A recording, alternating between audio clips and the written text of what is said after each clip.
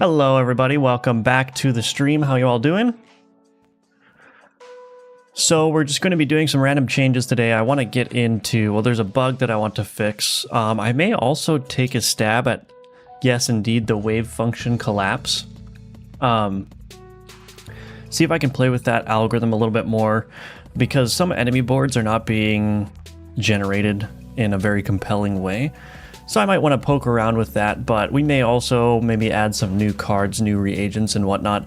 I don't really have anything big planned. I've been kind of noodling around in my head of like what the next big thing to do with Alchemortis is. I think I definitely need to add more like dynamism to the map, more intrigue to the map. So I've been trying to think of ways to do that, just kind of like whenever it comes to mind, but in the absence of having any next big feature planned, we're just going to be kind of making tweaks here and there to make the game feel better. So that's what we'll be doing today. We'll be doing some of that today. But before I get into it, I want to remind everyone that Alchemortis is available for wishlisting. There's also a playtest happening right now for Patreon members. So if you want to join the Patreon at one of these paid tiers, you will get a key for the Alchemortis playtest. And if you purchase this sponsored tier for at least 1 month, I will send you an Alchemortis Steam key when the game launches. So you'll get a key for the full game, and you'll also have your name listed in the Alchemortis credits. And if you want to participate in the playtest, but you don't want to financially support the project, that's totally fine. In just a couple of days here on Friday, so in 2 days, the playtest will be going live for everyone, for the general public. So if you want to be notified when that is live so you can play it, join the Discord. That is linked in the description below. And another way you could support me is by purchasing my courses. These will teach you how to build complete games in the Godot engine. So everything is linked below. Definitely check that out if you want to support me and support the game. And yeah, let's get right into it. Hello, Edo Makes Games. Welcome, Ninja Link. Good to see you.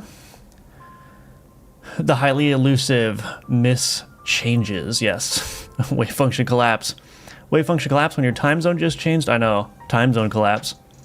Have you ever pet a duck? I don't know. I don't recall, but maybe I have. Welcome, Podell. I launched playtest for my platformer like 2 week in development because I wanted to know how people felt about movement in their own thing. Was it good to launch playtest that early?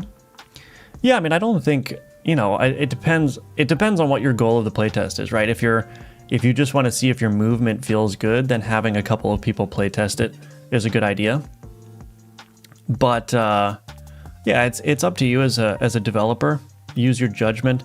If you're not sure about something and you want feedback, get feedback on it. You know, I don't think there's like there's no like hard set rules to follow about like when you show your game. Showing your game early, getting feedback on it early is definitely valuable. But how early is like, you know, it's a different question.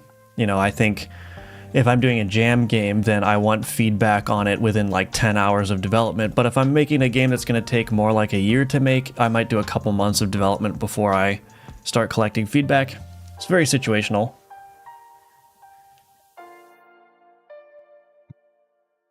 Good morning, Emerson. Hello, Night Raven Games. Good morning to you. Also, I'm going to launch the second playtest in a few weeks. When should I stop making playtests free if I want to sell on Steam? Well, I don't think you really ever stop making playtests free.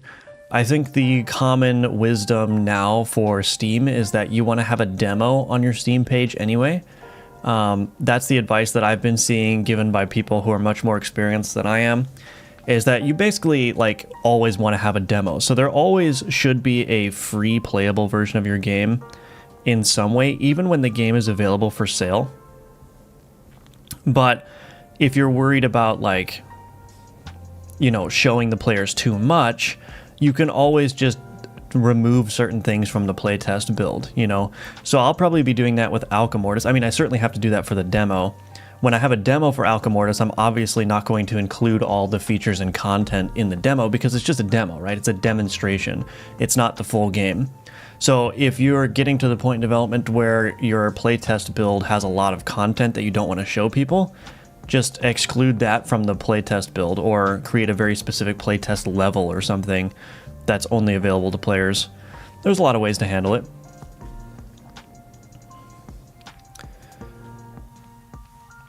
Yeah, I think it depends on what you're like. I think playtest is mostly for feedback, but and not for marketing. But yeah, I think first impressions are important for sure. Always a bit worried about showing a game too early or letting too many people experience too much content, but if the game actually gets any level of popularity, that shouldn't be a real problem.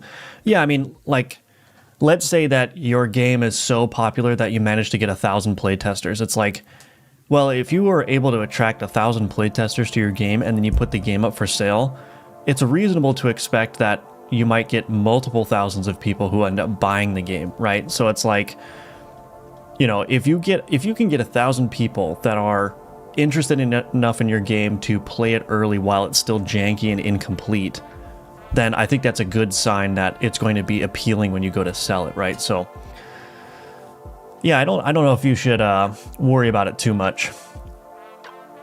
Perfect demos let you complete a full run, sometimes even meta progress a bit, but leave the juicy bits just out of reach.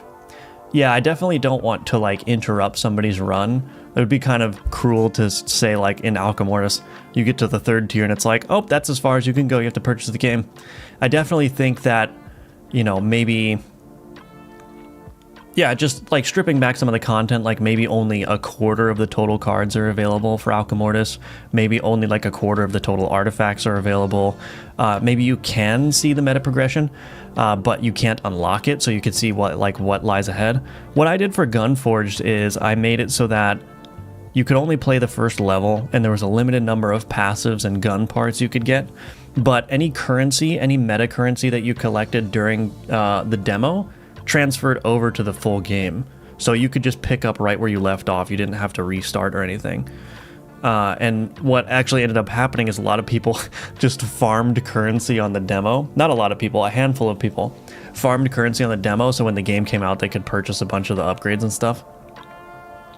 So that was kind of fun. But yeah, I'm making a very simple game. It's a platform where you must go through each room 3 times with a different ability, so I'll finish the demo with like 15 levels. I'll just make more levels and objects. Yeah, that sounds good.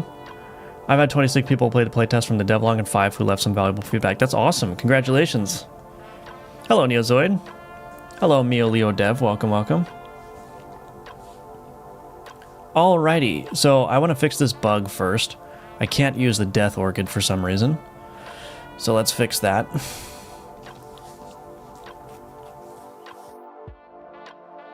Oh, enable test player cards.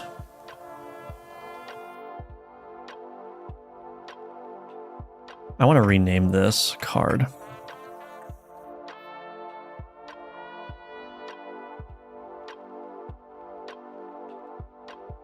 Hello, Bernardo. Welcome, welcome. I think you should make a demo harder so they will not be blocked by text, but they will. Working on my game here too while I listen to you. Awesome. Sorry I can't watch complete live now days because I have some work to do. That's all right, Mio Leo Dev. Thanks for stopping by. Good work. Thank you. All right, let's see. Why is that? It's just outright not clickable. That's so weird. Why does that happen? Why does that happen?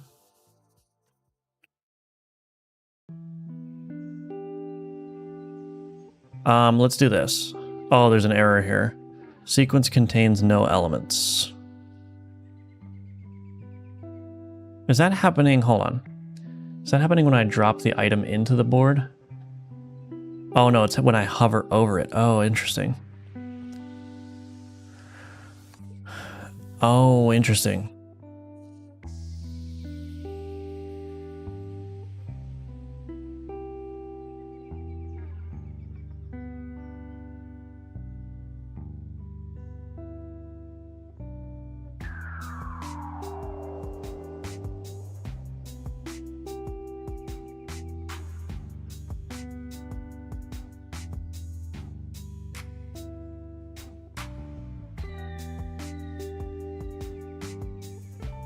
I think I need to change this here. Sequence contains no elements. Oh, can I not do count on a sequence? Okay, let's just do this then.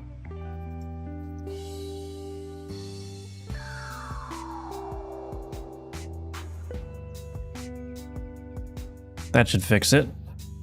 This is my first time tuning in to the stream. The art style goes so hard. Thank you, Anno the dev. Appreciate that. Accidentally said, I meant that we'll not be able to win the game without some meta progression, and most of it will be full game content. Yeah, I've said this before, I don't really like the idea of having a roguelike where it's impossible to win without meta progression. I've never enjoyed that as a player. That didn't fix it. So, yeah. I love those clean Link lines. Yeah, Link is awesome. Except now I'm having an issue here. Why is this not working? MathF non-reagent input cards. Can I not do min or max? What kind of exception is this? Throw no elements exception. Invalid operation. I can't do min or max on... right.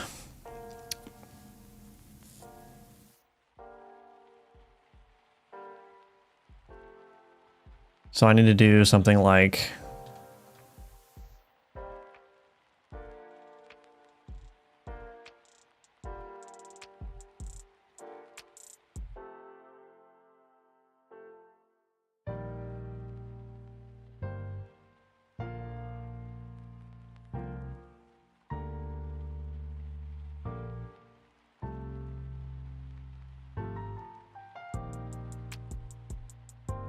Let's just do this.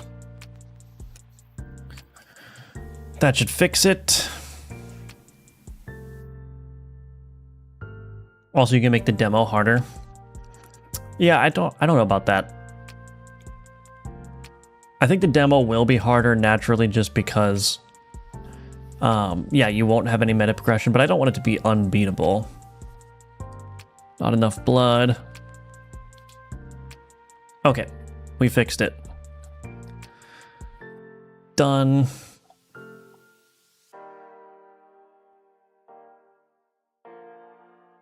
I'm going to change something here. Rename this to Death Orchid. Rename this to Death Orchid. Project settings.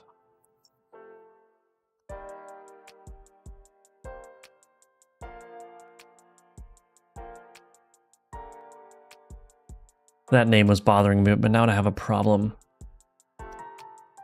Object reference not set to instance of object. Why?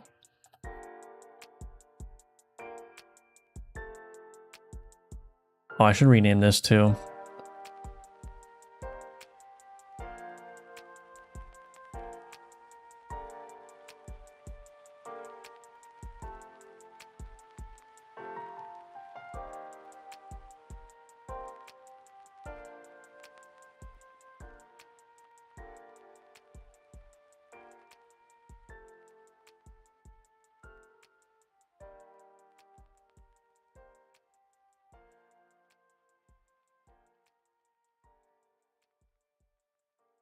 Why is this breaking now?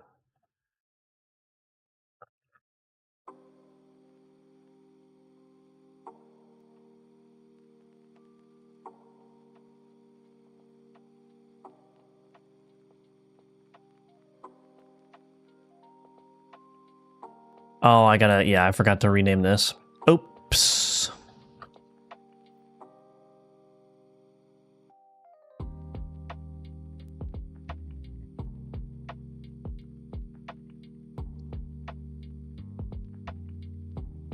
There we go. Alrighty. That was just annoying me. That internal name was not the same. Okay.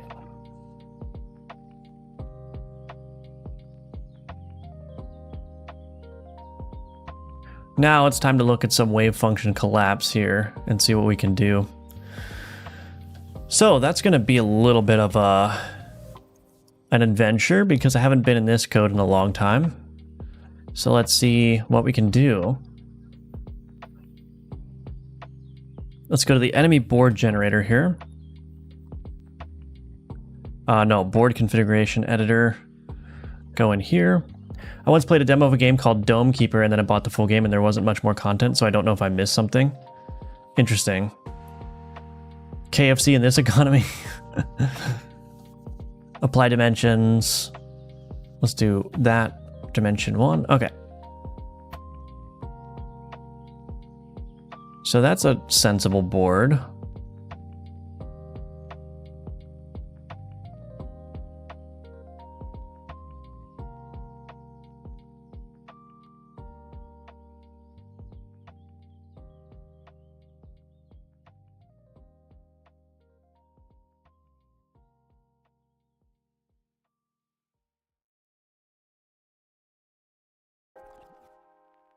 That's a sensible board. Let's do bigger board. I'm just trying to look for an example of where this isn't working that well.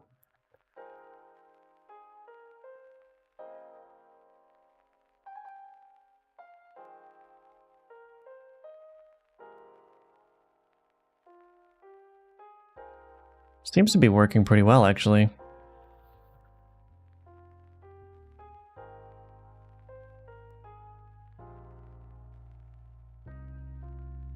There are no minion cards to the right of that card, though.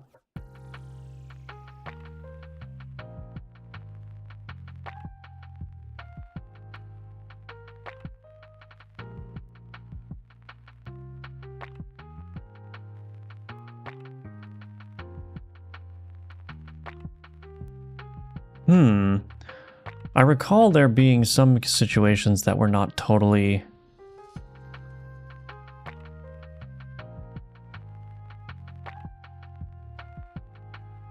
Oh, you know what? I probably need to update this tool. Probably need to update this tool because now I have like a difficulty score. Oh, I should probably do that. Okay. Arg's fit to score. Where's the fit to score?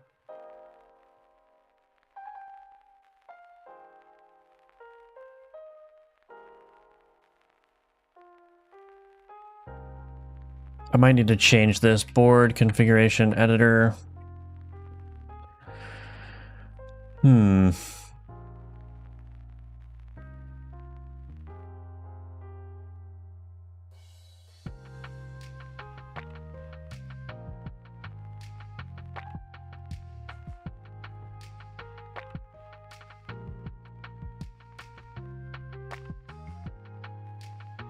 This is going to be a little bit messy.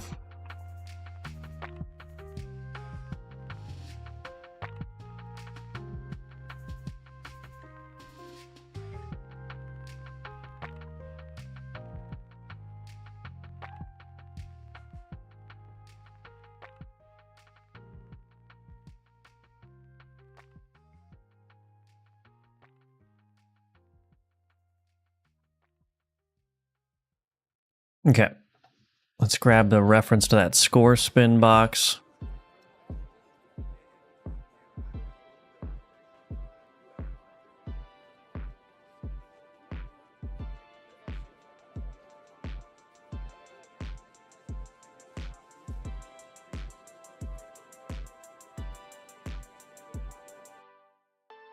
That should work. So now that I have that scoring number, I can actually play with the numbers here. So if I do wave function collapse here, okay, perfect. So one thing that I can get a cat like this, deal 4 damage per allied ritual card, 10% chance to apply paralysis to a random enemy minion. So this is a situation where I'd want to avoid, or want to, yeah, probably avoid, is that this cat is supposed to synergize with ritual cards, but there are no ritual cards on the board. So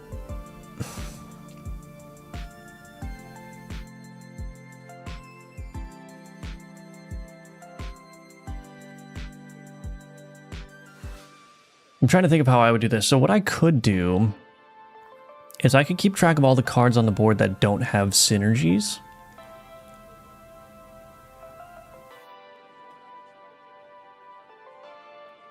How would I do this? Keep track of the cards on the board that need synergies and don't have them, and remove them or change them.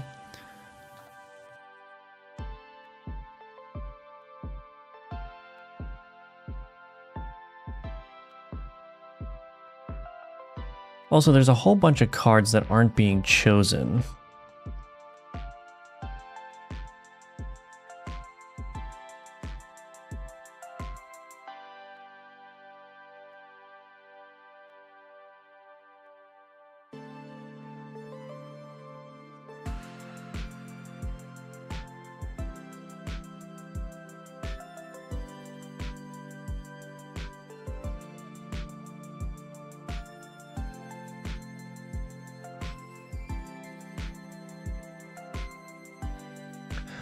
Let me just think. So why are there, so arming sword, for instance, is basically never being chosen.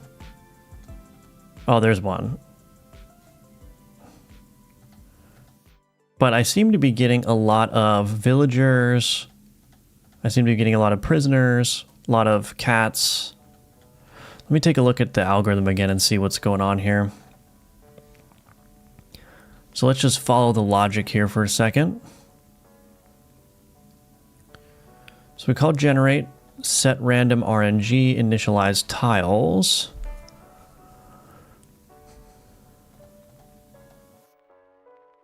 Board inventory component.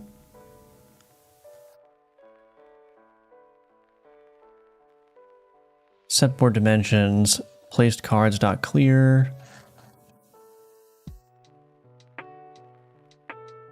Weighted card selection table.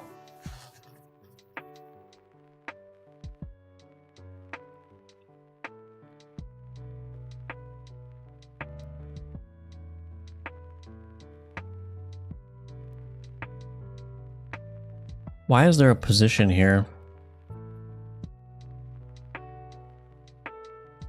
Let's remove that.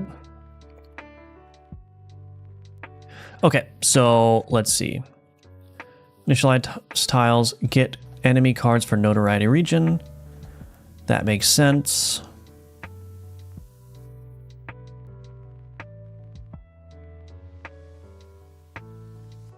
Okay. Place guaranteed cards. We don't have any guaranteed cards. Okay, generate board.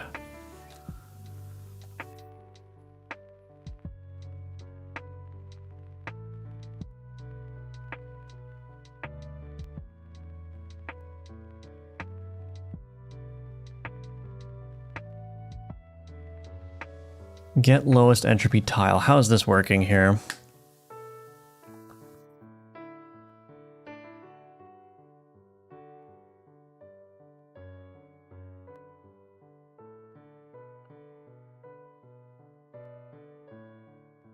Possible card IDs get placeable card IDs. What does this do? We get all possible card IDs from the tile data. Where card ID can place card at position. Card queryables. Card ID to queryables where query source board to list. Card queryables.count is greater than 0. Affected cells equals card queryables. Query affected cells. If affected cells.count is equal to 0.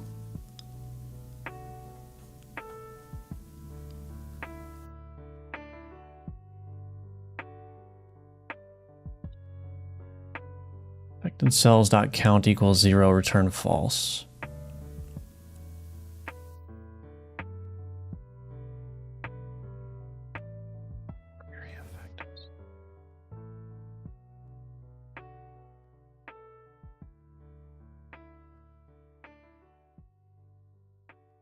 Okay, so that's an interesting one to take a look at. I don't know what that's doing exactly, and with respect to the cat anyway. But anyway, possible card IDs.count. Relative occupied cells.count. Entropy minus equals all concrete cards. Relative occupied. Oh, interesting.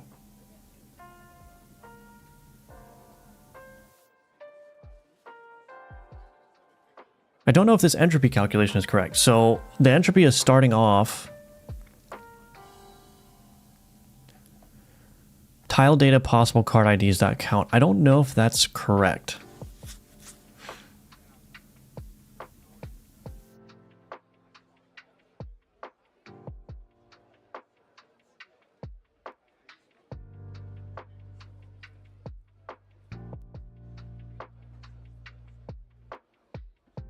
So the way that this works is it needs to choose the lowest entropy tile, which is just the tile that has the least number of options to resolve.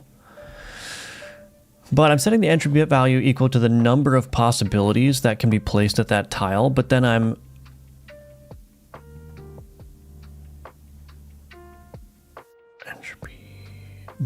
removing the relative occupied cells. So I'm basically giving tiles that have more large cards in them. I'm giving them lower entropies. I guess that makes sense. But why would I start the entropy at tile data possible card IDs dot count?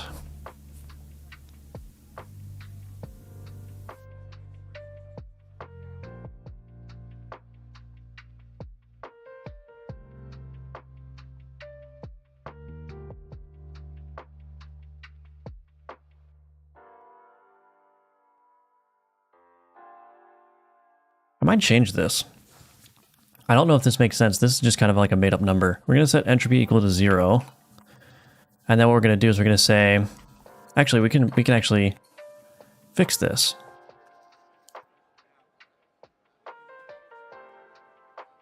Tile data dot possible card IDs dot sum. Let's do dot where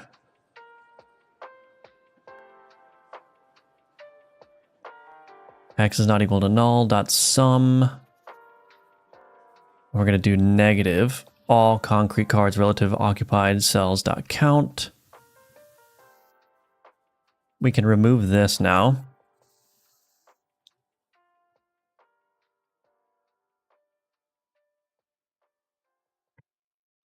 That's cleaner anyway, even if it does basically the same thing, but I'm curious to see if that makes a noticeable difference at all. I don't think it will, but I like it when you play the demo and you will purchase the full game. You will be absolutely surprised about how much content is there. Yeah, I agree. Do you intend to go further on the graphics or the visuals all set? Yeah, there's still a lot of work to do for sure on the visuals, especially with respect to the UI and everything. How do you deal with scope creep? I'm going through that phase where I have a ton of ideas, but I know my game will never see the light of day if I'm to implement all of them. So the way that I think is a good way of managing this is just to try to squeeze as much out of the mechanics that you have already without ballooning them. So like Alchemortis is relatively simple. There's a couple of like main mechanics, right? It's the alchemy mechanic, and then of course the individual card abilities and the overworld map providing events, right?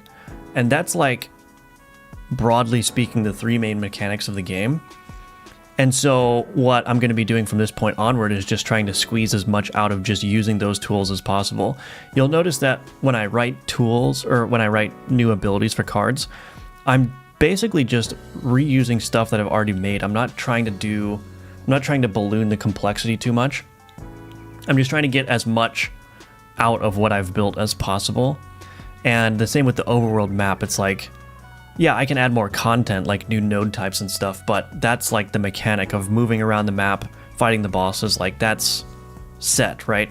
And so I think one way to manage scope creep is just to try to just squeeze as much out of the mechanics you have. Don't just add new stuff willy-nilly, like try to just get the most out of what you've done. And that can help a lot. And then in terms of like process stuff, you can set deadlines. You know, I think even if you just have a deadline for yourself that no one else knows about, deadlines are incredibly useful because what they do is they force you to make decisions about what's actually important, you know? So when I set a deadline for the playtest for Alchemortis, it clarifies everything that needs to be done and everything that doesn't need to be done. So it's much easier to say, yes, this is necessary for the playtest, this is not, so on and so forth. So even if you're not sharing your game with anyone, even if you're just internally developing it, setting a deadline or certain milestones for yourself can help you stay on track a lot. So that's my advice anyway. Hello, Michael. Welcome back. Your art style would benefit a lot, some palette swapping. Yeah, we'll experiment with that. I'm going to stick with this palette for now, but maybe I'll have an option later for doing palette swaps and stuff. Pretty much have the mechanisms down, just a matter of making the game pretty, which I unfortunately suck at. Yeah, and I don't really know if there's such a thing as like visual scope creep. I mean, your game either looks good or it doesn't. Maybe there is a such thing, but yeah, certainly making your game presentable is really important, and make it look nice is very important. But, you know, I'm still figuring this stuff out alongside you guys as well, so don't take any of my words as absolute truth, but this is just the kind of the way that I'm approaching things, and we'll see how it goes.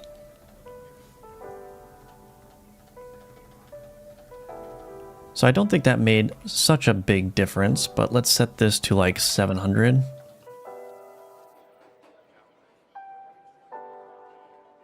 Okay. Anyway, that's not the core issue that we're dealing with, so I'm going to get rid of this. I think that works. Okay, so we've got get lowest entropy tile. Select weighted card ID. Filtered card ID. So what am I doing here? I'm taking all the possible cards from that tile, preserving null. If would fill remaining space, and has source board queries.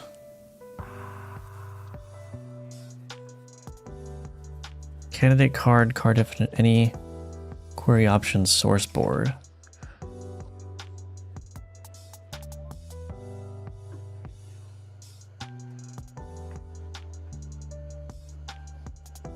Oh, that's interesting. I don't know if this logic is correct.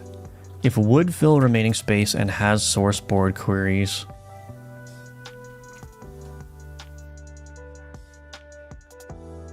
Has compatible interactions. I actually don't. I think that this is irrelevant. Because all that was saying is that if the card is going to fill the remaining space of the board and it has a query ability that targets the board, then we're going to exclude it. But it's totally possible that this card that's being placed that would fill the remaining space could be placed such that it has an interaction with other cards on the board, which is already handled by this, has compatible interactions. If placed cards.count equals 0. Oh, I see. So if it's the first card that gets placed,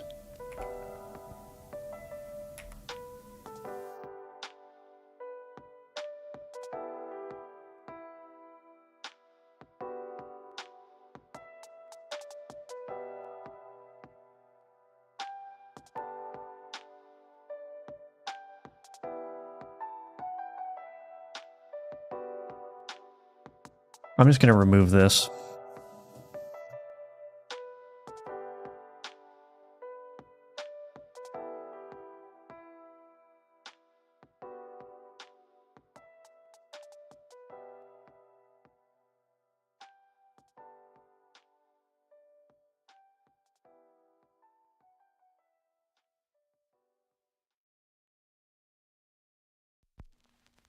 This has compatible interactions is only called... Yeah, this is good. All right, this is only called here, so I'm going to get rid of this. Okay. We're cleaning it up. So we filter those cards out. If filtered card IDs.count is equal to 0, if tile data possible card IDs equals 0, return null. Otherwise, filtered card IDs equals tile data. So...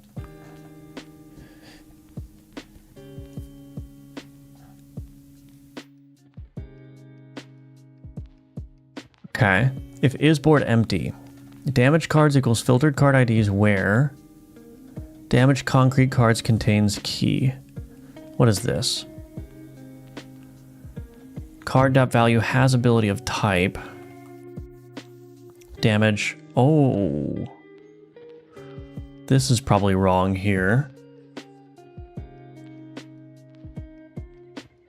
I almost wonder if I should remove that. Oops. Get rid of this. We're going to simplify this so we can build on it later. Anyway, select weighted card ID. We are going to get rid of this temporarily, see what that does. So then we add the weighted card. If ID equals null, add item null 10. Concrete card equals all concrete cards ID. Weighted card selection table, add item 10 plus concrete card relative occupied cells.count minus 1 times 20. So basically what this block is trying to do is it's trying to make it more likely that large cards will be chosen because they take up the most space. So if all the cards have equal weights and I've got a bunch of small cards and a bunch of large cards, then it could be possible actually that large cards will be placed less often because there are going to be more situations where they can't fill the space, right? So what I do with this weighted card selection table is I try to make it so that large cards are more likely to be chosen to fill the space. Now I actually don't know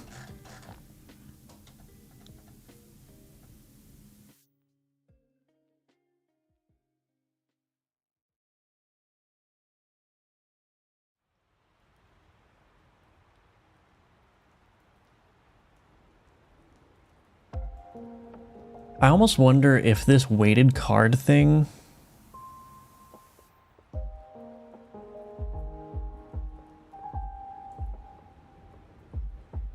Let me think. I almost wonder if I should put the filter in there. Should I filter out any cards that can't be placed at the given position? Try place card at position.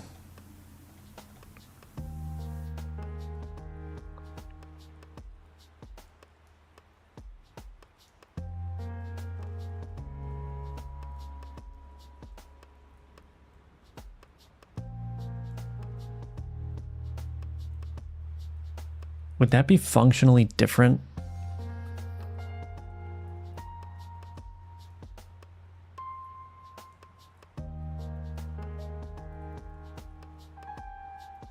Yeah, I think I should keep it the way it is. I don't think it's going to be functionally different if I filter out cards that can be placed here versus if I do it up here.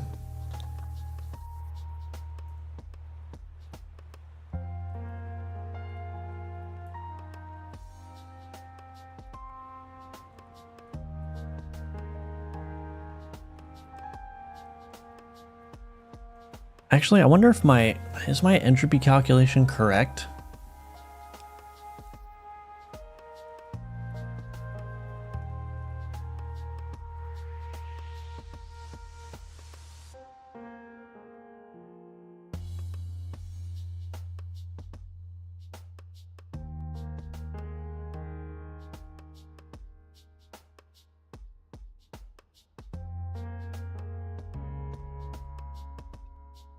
I don't think so. Get lowest entropy tile, because the problem is...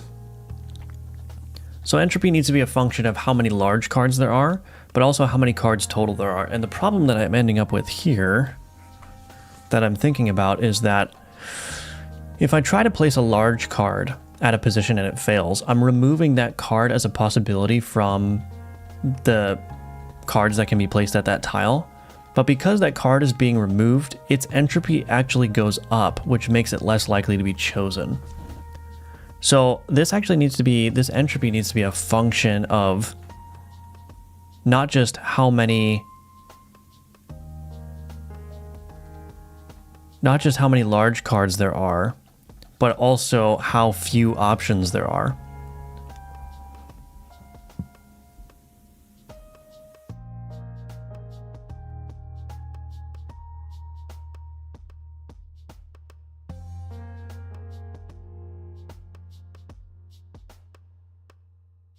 So I almost wonder if I do something like,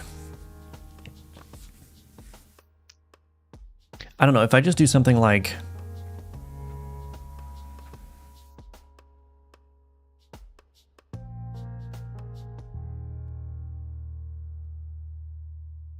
I'm just going to make up a number. If I do like 100 divided by tiledata.possiblecardIDs.count. Whoops.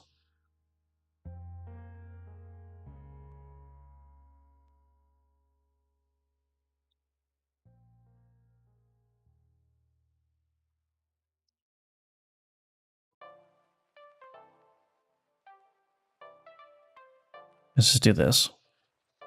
So let's say that I've got 2 possible cards. That's going to give me a multiplier of 50.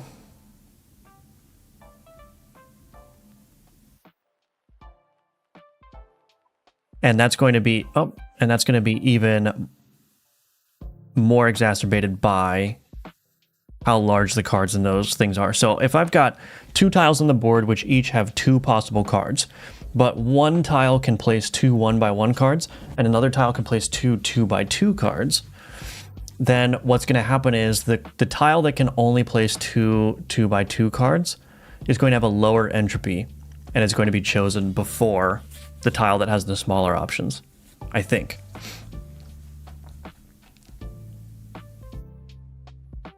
We'll give that a shot. Anyway.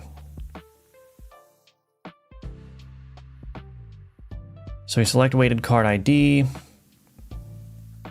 So yeah, these weights here, what am I doing here? So I am filtering out the compatible interactions. I don't know, why am I doing that filtering here? I probably shouldn't do that filtering there. Why is that happening?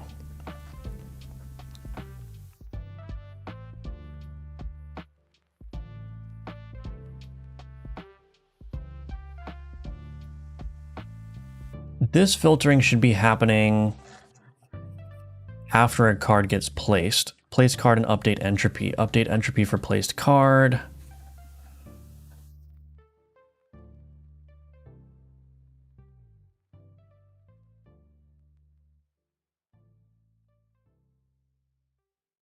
Let me think about this.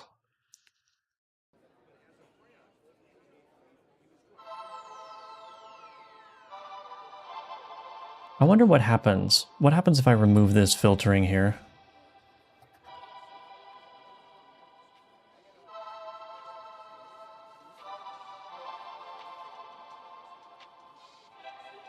We will need to add this filtering back in, but I don't think it makes sense to do it here.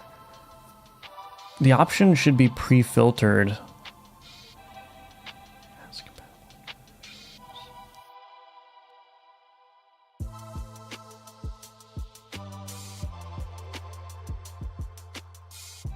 Yeah, we're gonna see. Let's just see what kind of change that makes. There's visual scope creep, especially when the man above you doesn't know how to explain his vision. More of a roundabout creep. Gotcha. I bet whatever you were saying makes sense. Hello, Kinyaz. I must make sure the entropy of the entire system is stable. Otherwise, the WFC will. Yeah. Hello, Sid. Welcome. Even the text colors are Alchemortis colors. Hello, nobody.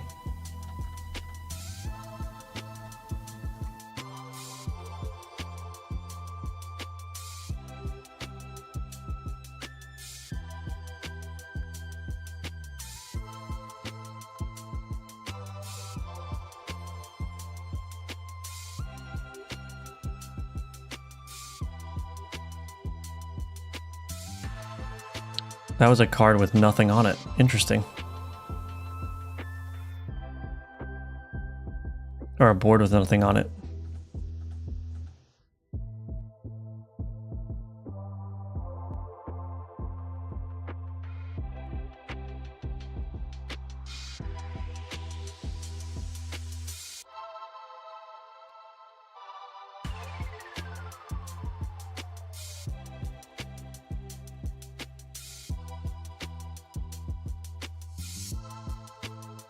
Yeah, I keep getting empty boards. Okay, that's interesting.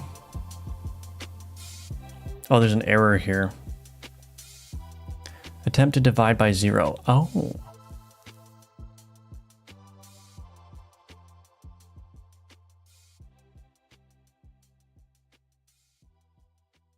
How did I have a possible card IDs with 0?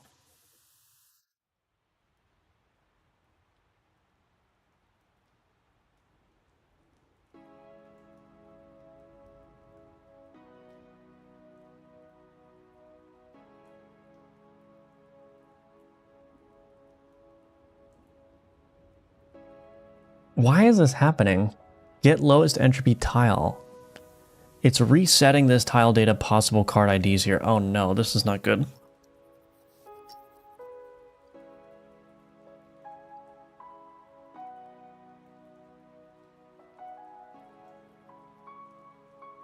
We're gonna be breaking some things.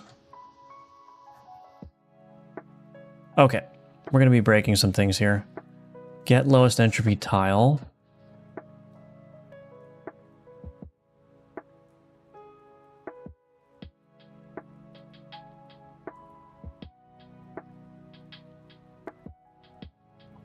Tile data, tiles.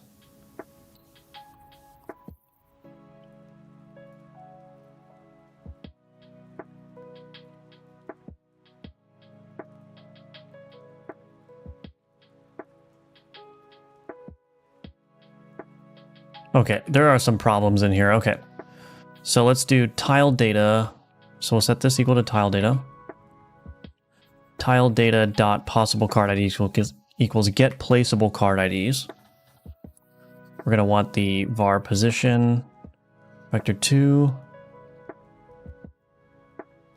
Okay, so we're going to set that up there.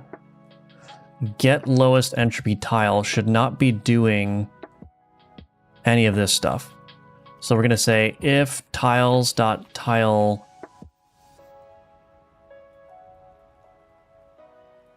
Wait a minute.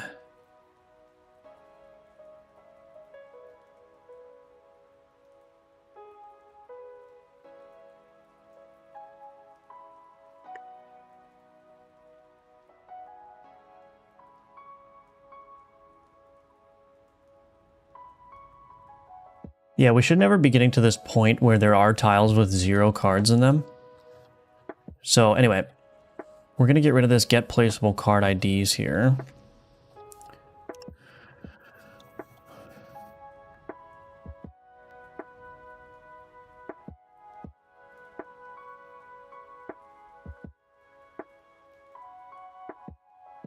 Okay, update entropy for placed card. Filter cards by query options.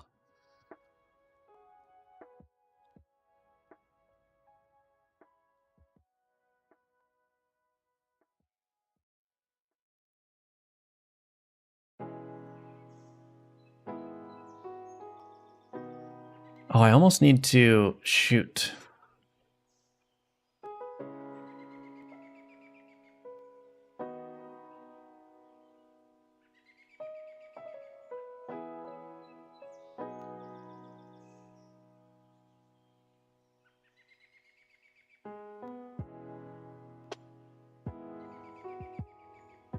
Get placeable card IDs.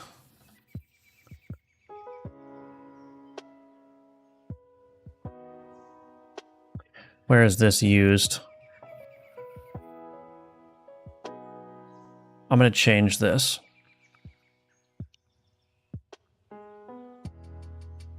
Update placeable card IDs. Tile data. The tile data already has... Nope, that's all right.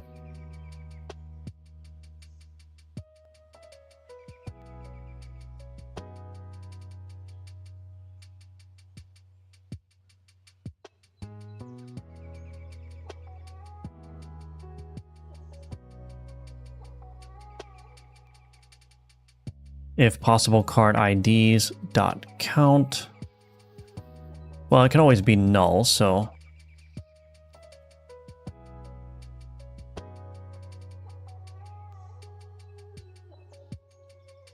Oh no.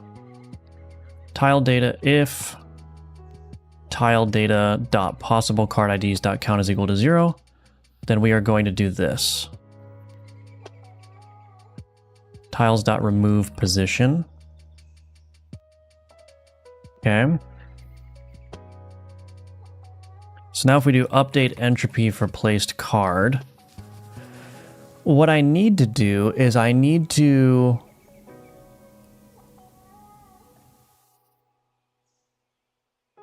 filter cards by query options.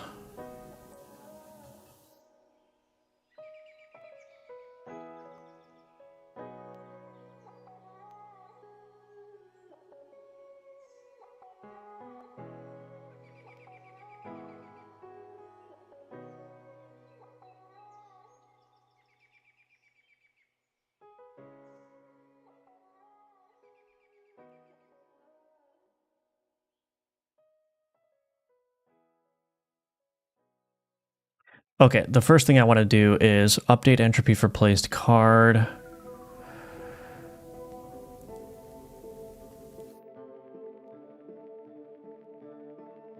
This almost needs to update the entire board, I think.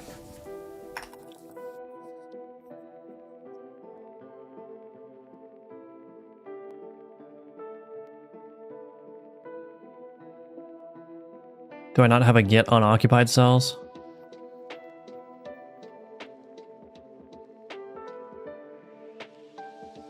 Get occupied cells.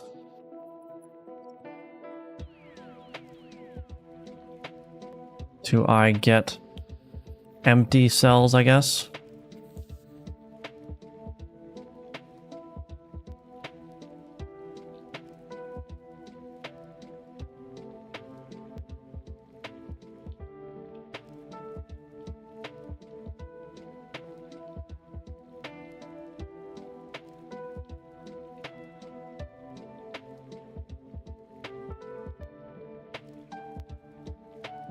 Hold on a second. Where is this being used?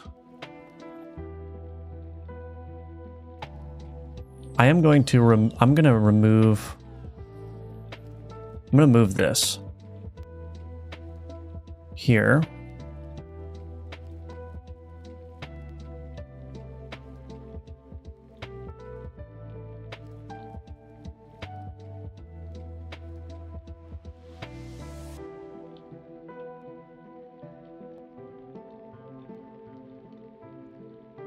Vector to eye position. All right, let's see.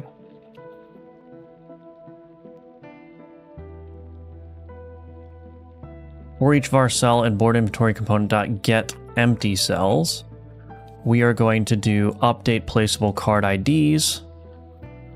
Yes, that's what we want to do.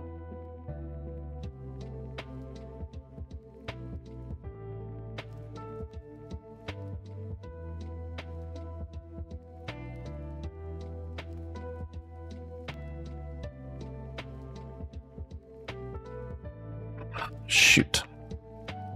There's a lot to keep track of here. What kind of change would you like to happen in summary? I'm just making I'm simplifying the wave function collapse a little bit, but also I'm trying to get it to a state where I have more control over the synergies that are presented on the board. And I've already found a bunch of problems here that were probably affecting that. So I'm reworking a bunch of things here, and then we will see how that feels. But yeah, turn the empty card into a super powered 3x3 creature like Zambler in Darkest Dungeon. I don't know what that is. That's an interesting idea. Hello, Snupelf. Thank you for the IDR 10,000. Very much appreciate that. Thank you, thank you. With the message, yummers. You know mers. High Law did not block this time. Welcome back, Snupelf. Always good to see you, and thanks again for the super chat. Hello, Polaris. How you doing? Welcome, welcome. What are you working on? Seems like you are reworking the encounter board filling logic. What's the before and after? Yeah, so I'm just trying to get it so that the board configurations are more sensible. Because I was still ending up with some boards that didn't make a lot of sense in terms of like their synergies and stuff. So I'm trying to make them more reliably good, I guess you could say. Yummers, also hi everyone. Hello, Clickertail. Heading home now, was nice to lurk. All right, thanks for joining Night Raven Games. Hope to see you again. Answered my question. Okay, good. Good.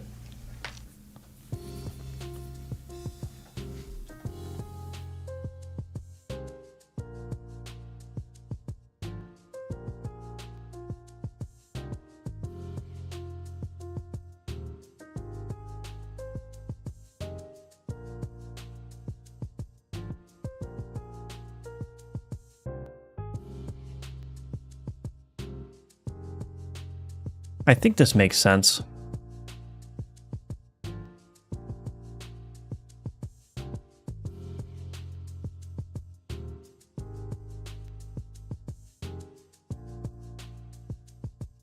Filter cards by query options.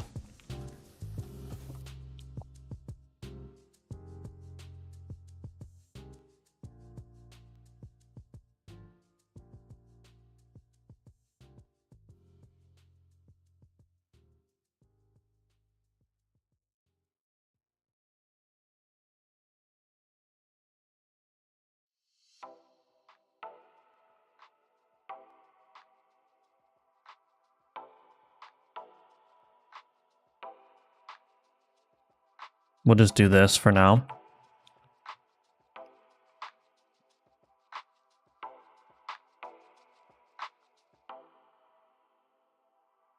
I'm just going to log this so I can see how often that's happening.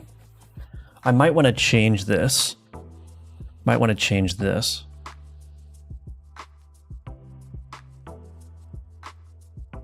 Yeah. Okay, anyway. We're getting there.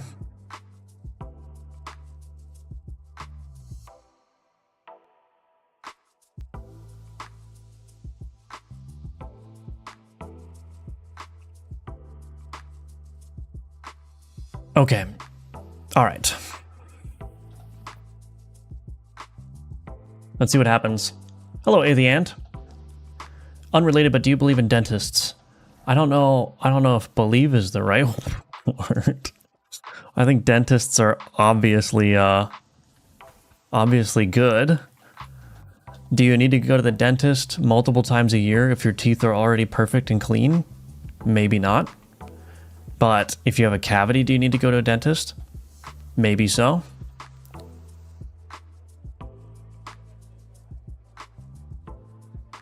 Not medical advice. Don't sue me.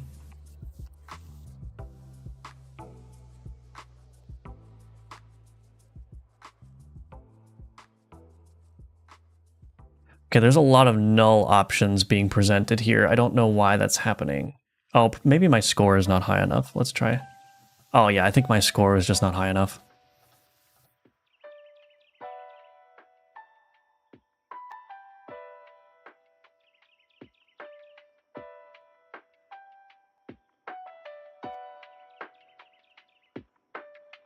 Okay, so far so good. I'm liking the outputs here.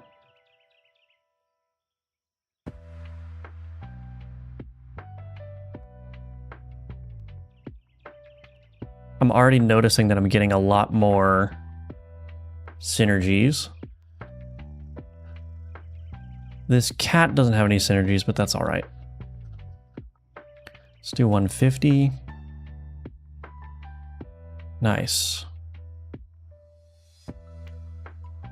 Sometimes the board is still being generated empty, but that's all right.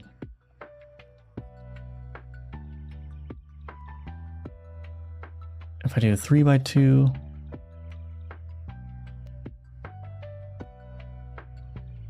no more options for tile of affected cell. Okay, so we're gonna fix that as well. The key 10 is not present in the dictionary. Why is this happening?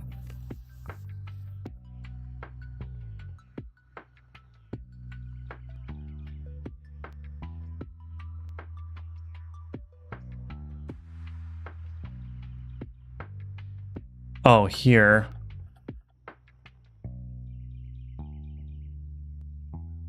If tiles.contains cell contains key, I guess.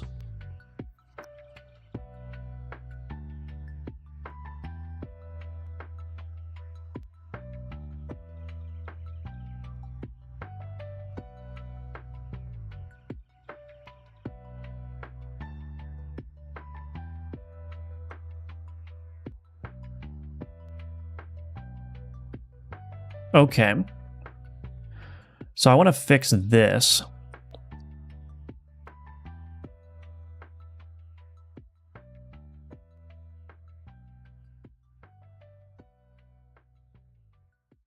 I think we're getting there.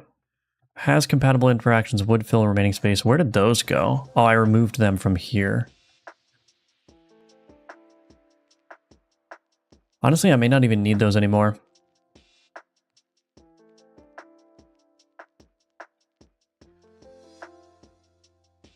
Where is my filter cards by query options? Oh, here.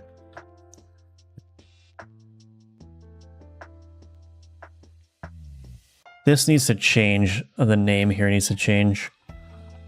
And I probably don't actually want to put it in here. So we're going to move this out to a different method.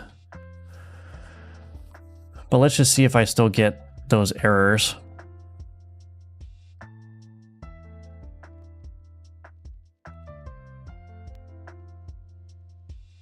Okay, I clicked a bunch of times and didn't get an error. That must mean it's fixed, right?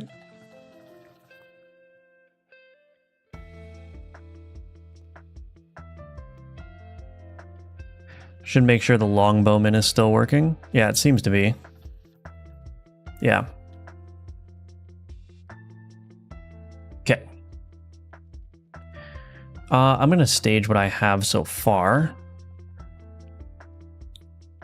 He doesn't want to share his highly political dentist beliefs. Sus, yeah. Who said that dentists are tooth fairies in disguise? What kind of games are you playing lately? Arc Raiders. Arc Raiders. I'm so hopelessly addicted to that game. Oh my gosh. That game is a masterpiece. Unbelievable.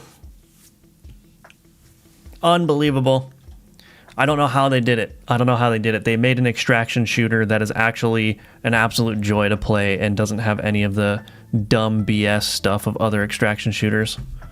I don't know how they did it. And before you drop Battlefield 6 within a couple days. Yeah, My friend and I played the Battle Royale mode a couple of times, and then Arc Raiders came out, and that's just what has been consuming us now. Cavities are just scams created by big dentists to get us to give them our money. I don't think that's true. YouTube, don't ban me. That's not my opinion. That's not my opinion. Why do you think what WFC can give empty board? Is this expected? It was because there was an error. It was there was an exception that was being raised, and so the operation just failed. I've been catching up on the streams, loving the direction this is going. The biggest thing I noticed is the map icons seem too low contrast, hard to parse. The encounters do look better. What I might do for the map icons is I might make all of the icons that are visitable, like have them actually have color, because I think that will do one of two things. One, it will make it more obvious which nodes can be visited immediately. And number two, it will add that little bit of color to the map that people have been wanting. So if I do like a dark muted version of a node for nodes that are unreachable, in other words, they're more than one jump away from you, but then the nodes that are one jump away from you, they're all like they have color, I think that that's going to fix two problems at once. It's going to add more color to the map, and it's going to just be more obvious which nodes you can visit. EA sucked you dry once again, yeah. Is it okay to play solo? Yeah, I've been playing some games solo. It's yeah, it's an absolute blast. The solo lobbies are not nearly as sweaty as the squad lobbies. Like the squad lobbies, you can find friendly players to cooperate with sometimes. Actually, just yesterday, me and my friend got killed by a 6-man team or a 5-man team, which had to be 2 or more squads because you can only do squads of 3. But in solos, I've had great luck just like cooperating with people at the extract points, and I do get into some scraps in solo sometimes, mostly instigated by me, but for the most part, you can play it very, very casually. The game is very forgiving on you if you play safe. Like, if you play safe and you stick to the edges and you avoid fights, you can get out with a lot of loot without, like, pretty easily, actually. Like, you can, I would say it's almost guaranteed that if you play safe, you can get out with some nice loot. So yeah, it's really fun. I like it. Totally ignored Arc Raiders, but after that ad, I'll have to check it out for sure. I don't think you'll regret it. It's only $40 US too, so it's not even full price. Sounds like a good solution. Yeah, I think so. Last extraction shooter I played was Hunt Showdown, but got tired very fast. Yeah. I've already played more Arc Raiders than I ever played of Hunt Showdown, which I liked Hunt Showdown, but yeah, it's just, I don't know. I feel like Arc Raiders is like the pinnacle, like peak extraction shooter achievement. Like there's just, it's obvious that it has influences from all the other extraction shooters, but it just like nails absolutely everything. And like there's almost nothing in the game that's like annoying or BS or whatever. I don't know how they did it. I honestly don't know how they did it, but it's awesome. That's cool. Yeah. What exactly are these shooters extracting? Good question. Probably teeth, because they're dentists. No. Anyway, it's really fun. You get some really good moments in that game. Anyway, now you guys are making me want to play Arc Raiders. Could I stop Alchemortis development and just start streaming that game? Anyway, I'm going to take a quick... extracting me money. I'm going to take a quick 3-minute break. And when I come back, we'll continue with this. I think the wave function collapse is already working better than it was. I just want to change some weird things about this, but yeah, I think this is going to be good.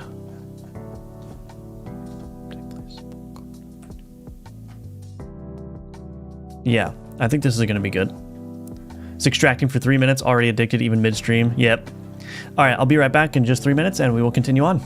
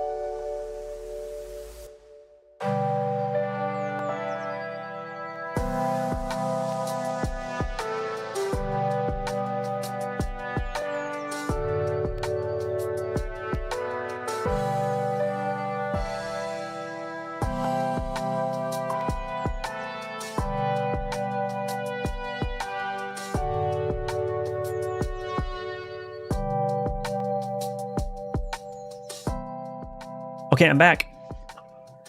All right, so the next big thing to do here is to fix this. Filter cards by query options. So basically what this section of the code is doing is, so update entropy for placed cards. So every time a card gets placed on a cell, it needs to update the entropy of the rest of the cells on the board, but also it needs to update the entropy of adjacent or like cells that it affects. So if I've got a card that says like an adjacent minion card receives damage, right? Well, part of the wave function collapse is that I need to provide some guarantee that one of the nearby cells that could be affected will have a minion that deals, or a minion, card placed at that cell. So when I place a card, what happens is, firstly, I want to remove all tiles from the wave function collapse grid that card occupies, so that those tiles are no longer considered in the algorithm. They're basically like locked, they're done, they're solved, basically. But then what I need to do is go over all the empty cells, and I want to filter out any cards that can no longer be placed at those cells. So if I place a 2x2 card on the, one column away from the edge of the board, all of those cells that are on the edge of the board there obviously can't place cards that are more than one cell wide, right? Because they would be colliding with the card that just got placed. So I go through all the empty cells and I take all of the possible cards that could be placed at those empty cells and I remove anything that can no longer be placed, right? And then what I do in here is for the placed card, I check if it has any board queryables, which are basically the abilities that a board queryable is anything that can target or select other cards on the board for the purpose of scaling an ability, right? So again, if the cat does damage based on the number of ritual cards on the board, that's a queryable. The queryable will target how many ritual cards there are on the board, and then it will scale the damage. So if I'm placing a cat, I have that board queryable to check for ritual cards. And what I do essentially is I say, what are all the possible cells that could be affected by that queryable? And then I just select a subset of those cells to update the entropy of. So for each of those cells, for each cell in that subset, what I do is I further filter the placeable cards at that cell position based on whether it matches the queryable filtering up here. So that's what this section of code is doing. It's basically just removing all the possibilities from all the cells, all the tiles on the board, so that when we go to the next iteration, the only options we have for cards to place are those that would satisfy those board queryable requirements or the card size requirements. So this filter cards by query options is basically doing that. It's filtering down the cards that would interact with this queryable here. So what I want to do is I want to actually move this out.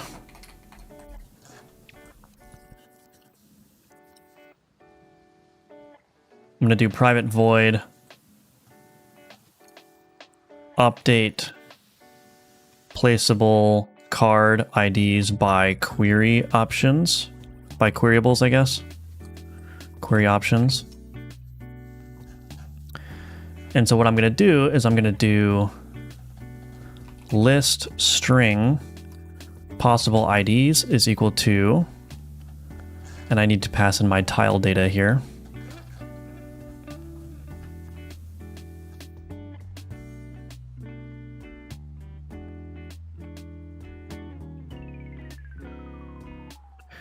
Tile data possible card IDs where, we can do all that stuff. And then down in here, I'm going to say tile data.possible card IDs equal possible IDs. And if its count is 0, we need to change this vector to I position. Okay. So we got all that going on. So now in here, what I'm going to do is I'm going to do update possible card IDs by query options, tile data cell, and we're going to select those query options. We no longer need that because that's going to be handled there. Okay. So let's take a gander at how that, so pretty much simplified this pretty well. Let's see what that does. So we'll go into the board configuration editor. Hello, Kiwi Iwi. I hope you have a great day as well. Welcome to the stream. I wish this started up faster. Okay. So now what I should see is I should be getting much more sensible board outputs here. I'm actually really curious about doing a higher score board. Apply dimensions 1. Yeah, so that's being done pretty well. That still has null. This one is a problem. So blind minion cards. Right, so this one has been chosen here, even though there's no minion card above. So we need to figure out why that's happening.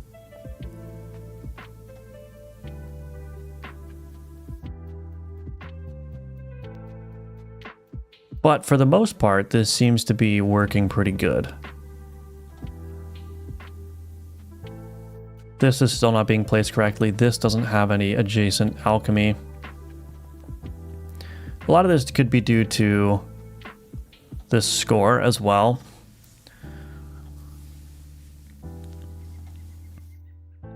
Now that one works. This one is almost never...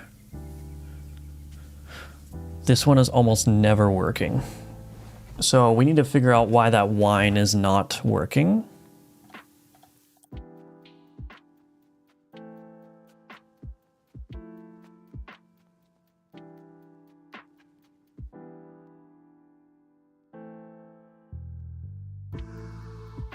But the horse is working a lot more, which is good. I generally think the quality here is a lot better. Yeah, this is almost never working. These wine, and they're not scaling with anything either. So we're gonna need to figure that out. So I think the next thing to do is I need to print a list. I'm gonna get rid of this.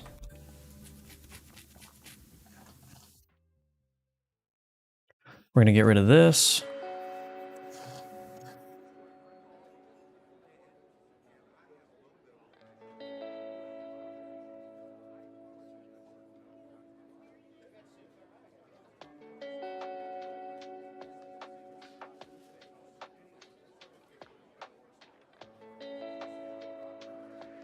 Okay, so we've simplified the wave function collapse a little bit here.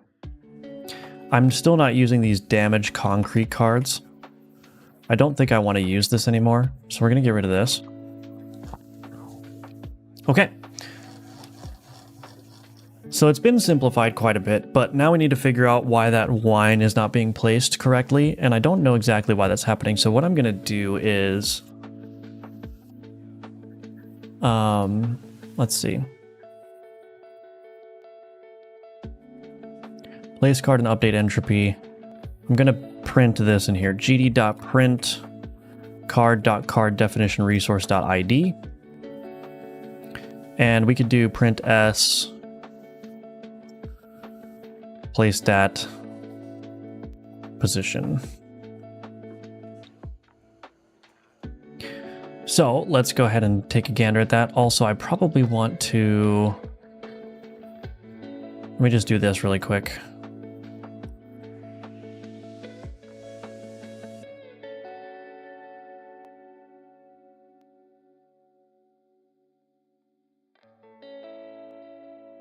Hello, Raven. Welcome, welcome. Well, I took your advice and went ahead and made a list of things I need to do and set a deadline for me. Hope I can finish this thing. Awesome, yeah. Hopefully it goes well.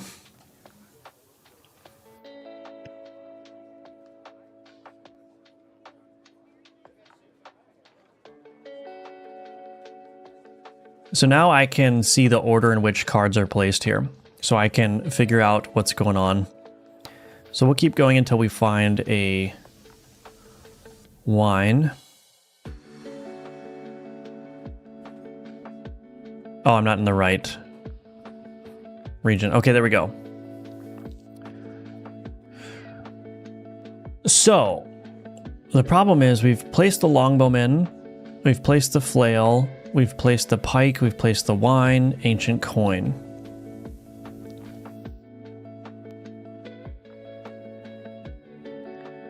So the problem is the wine is being placed here after we've already placed the flail and the pike.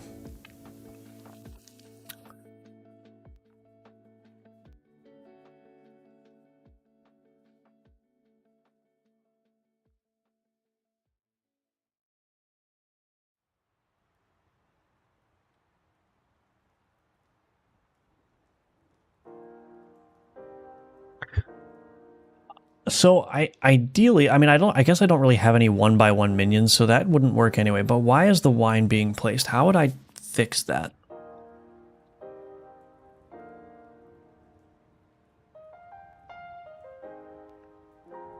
It's almost like bi-directional. So if there's already a minion here, let's say at one of these cells, if there's already a minion at one of these cells above the wine, then the wine needs to remain an option. But if there's not a minion above the wine, then what could potentially happen is the wine could be placed and then require that one of the cells up here have a minion.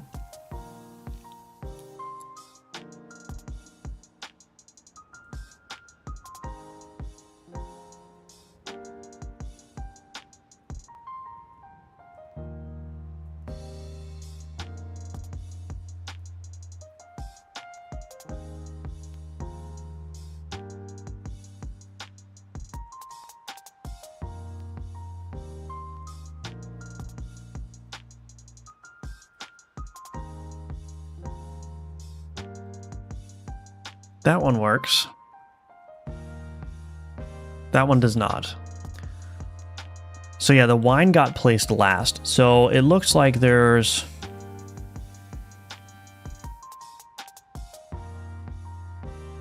So it looks like there's no checking, like the wine is not being filtered based on its queryables. Why is that not happening? Let's see.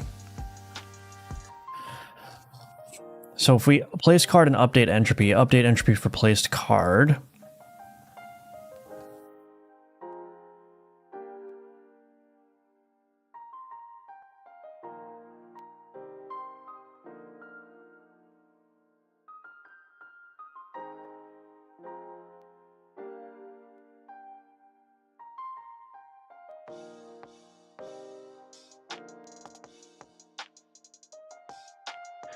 How do I want to do this? So the wine got placed last in this little spot here. It should be relatively easy to just say the wine is not going to interact with anything there. So it needs to be removed.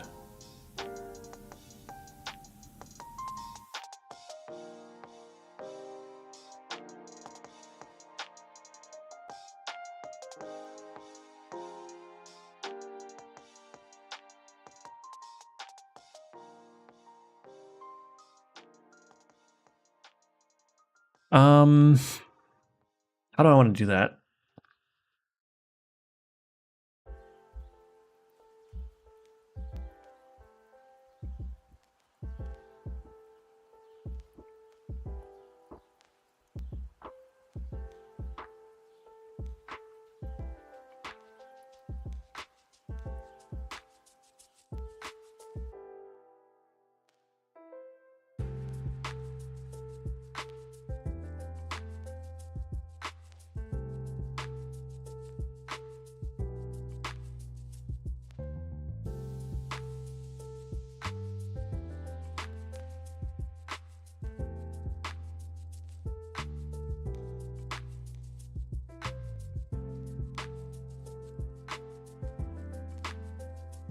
I think I would need to do it in here. Update placeable card IDs. Yeah, here. Card ID to queryables. Oh, I'm only doing the affected cells. Oh, interesting. Oh, wait. Here's what I can do. So it is doing an update here. So for instance, let's just assume this is wine here. So it's saying that the wine has queryables. It's running this query affected cells here, but the problem is that query affected cells, all concrete cards. Query affected cells.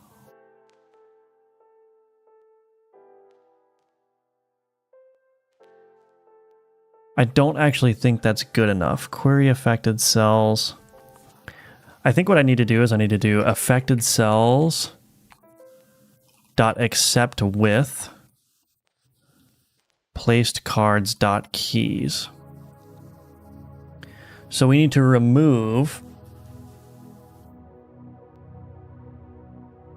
So we're going to see which cells can be affected by this card queryable. So the wine's affected cells are going to be anything above it, right? But the problem is it's not detecting that those cells are already occupied. So if we just remove any occupied cells,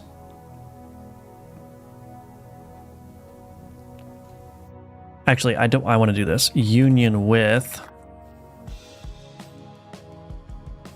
tiles dot keys. So we only want to, or no, we want to do the intersect with. So we want to get the intersection of these affected cells from the queryable with the available tiles. And if the affected cells is 0, then we're going to filter that item out. So what should happen is we should no longer see the wine being generated in configurations like that.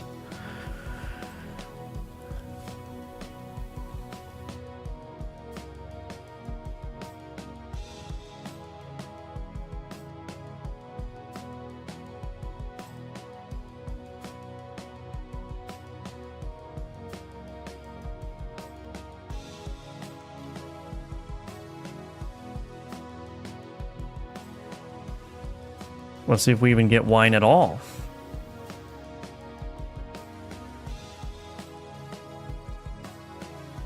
Probably going to need to run a tool. Oh, there was a wine there, but that's all right.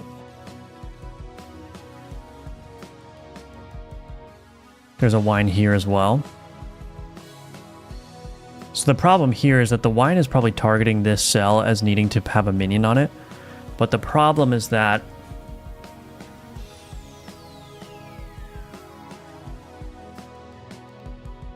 I don't have any 1x1 minions for this board, so that's not going to work.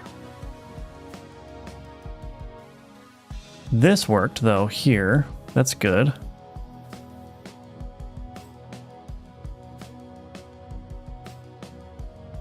Yeah, that's same issue.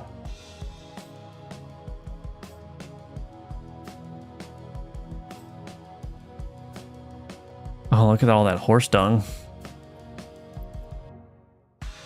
Oh my gosh.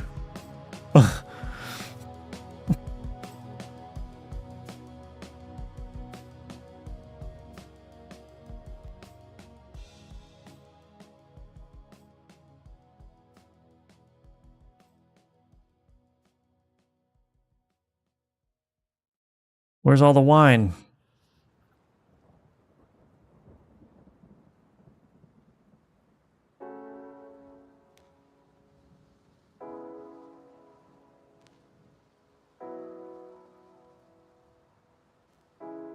So I'm probably going to need to write a tool now that can track some statistics about how often certain cards get placed. 3 pitchforks.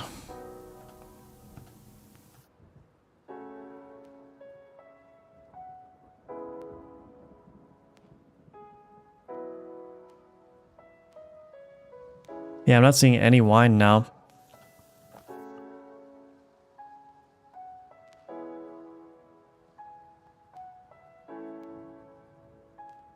Here's one. So that worked.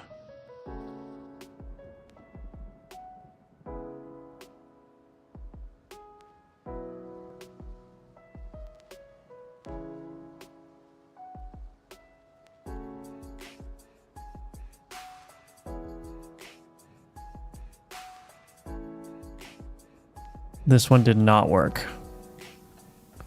So still some work to do here.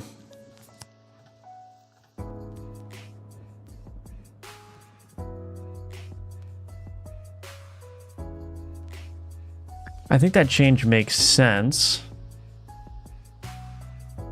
I'm not seeing any horses either. I haven't seen any horses. Have I seen a horse? I don't think so. Maybe this needs to be higher.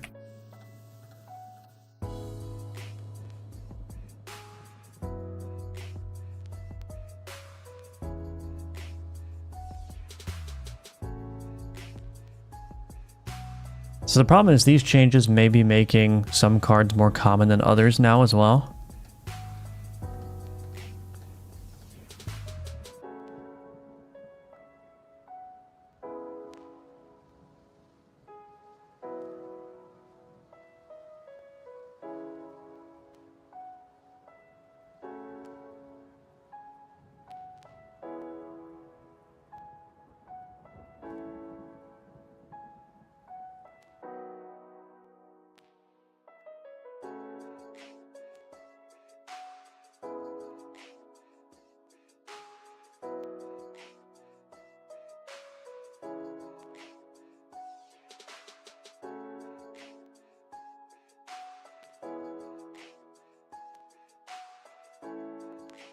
Give me a horse. Not seeing any horses. So something broke the horses. Probably breaking other cards too. That's interesting. I wonder if I go back to... Let me just go back to not doing that intersection. Did you try disabling bugs? I'm trying. Those witches do be burning. That board was diabolical, yeah. Could it be that the wine depends on 2 cells above it, not just 1? Yeah, that's part of the problem.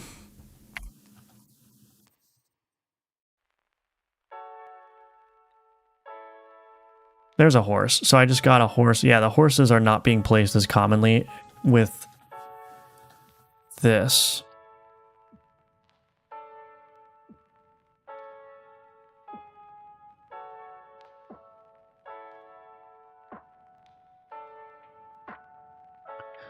Affected cells, why would that not be working?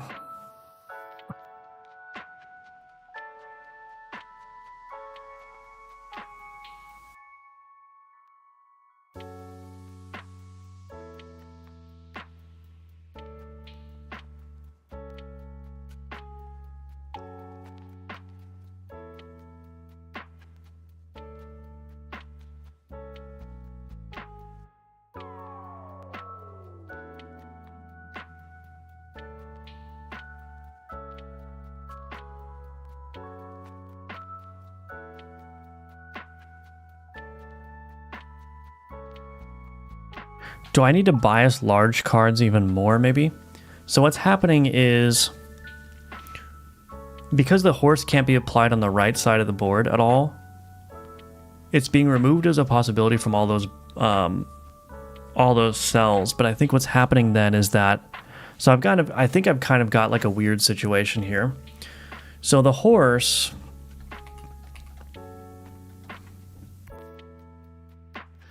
The horse is 3x2 card, right? So where is it?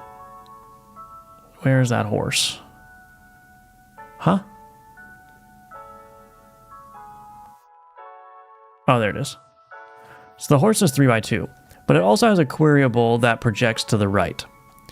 So basically what I'm saying is that this entire side of the board here, none of these cells can have a horse in it, right? Is basically what I'm saying. And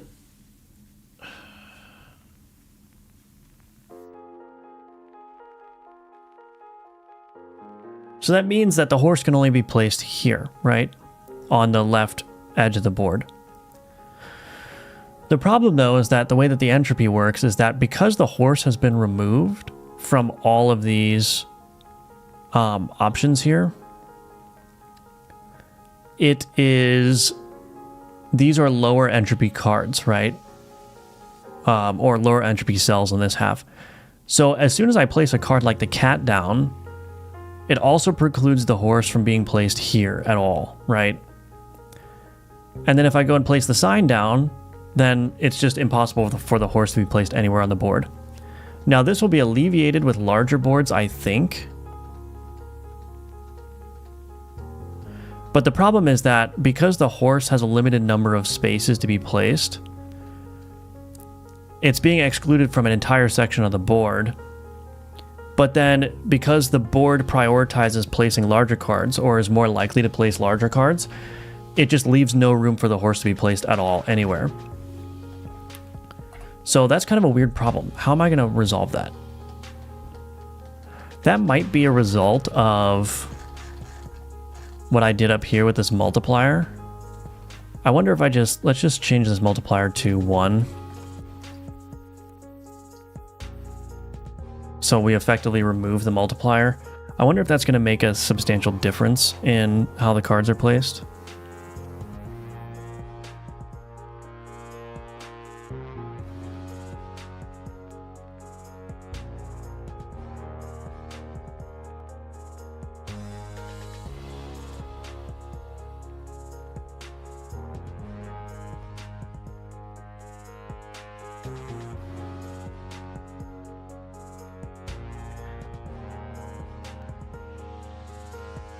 Yeah, basically no horses here.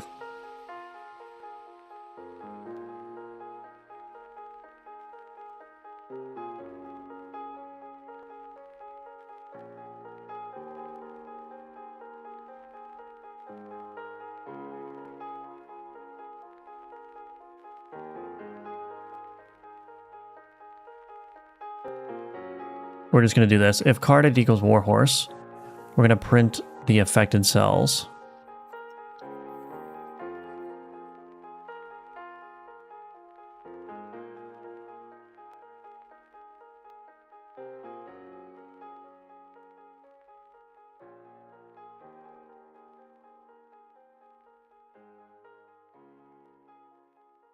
Nay, the horse protests. What if the first card is predetermined and the wave function collapses run from that? That might be a way to do it, for sure.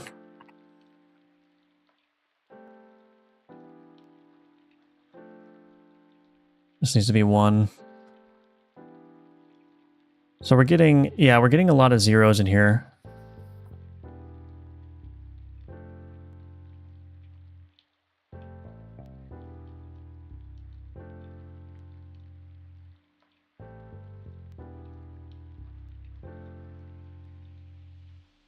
I think I need to favor larger cards still somehow.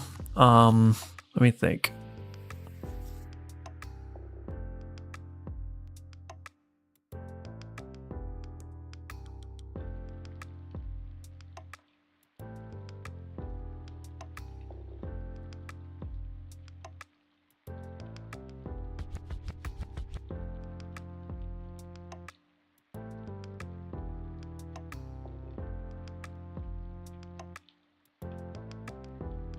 I just want to see if this is the culprit here. If I see a bunch of zeros in here, that's going to be the culprit.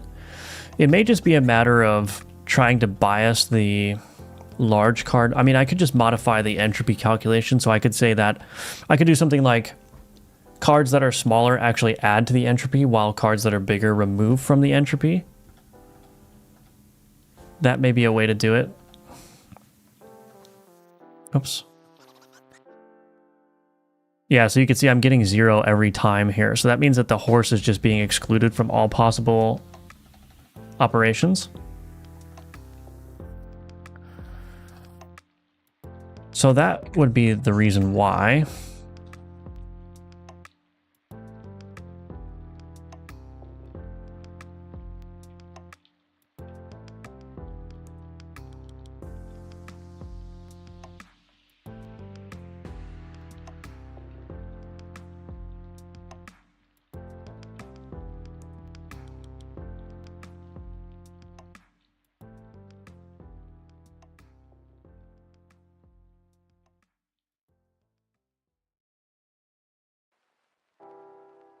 Is the horse being removed from the beginning? No, it's not. It shouldn't be anyway. Update placeable card IDs. Oh, wait a minute.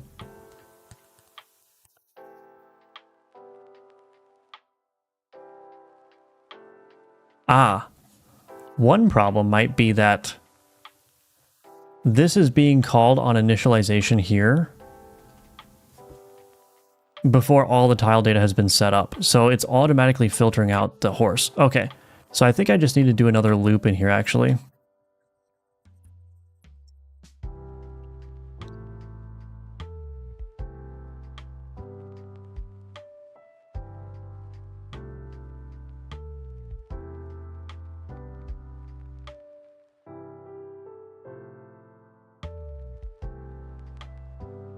This might actually fix it.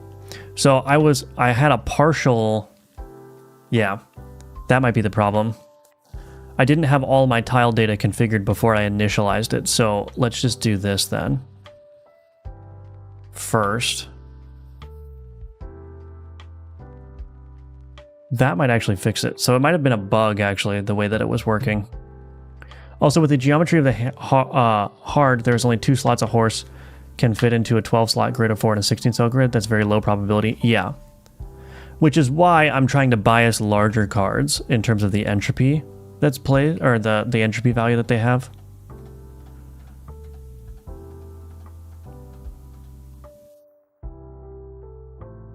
There's a horse. So I think it was actually a bug that was preventing that from being placed. That's working now. Okay. I think I was inadvertently filtering out cards before it was properly initialized.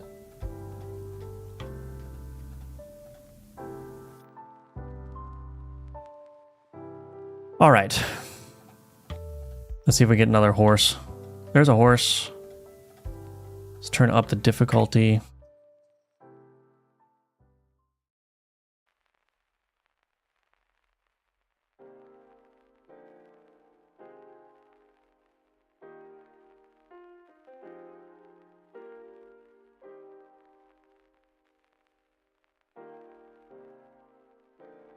Okay, I think that's working now.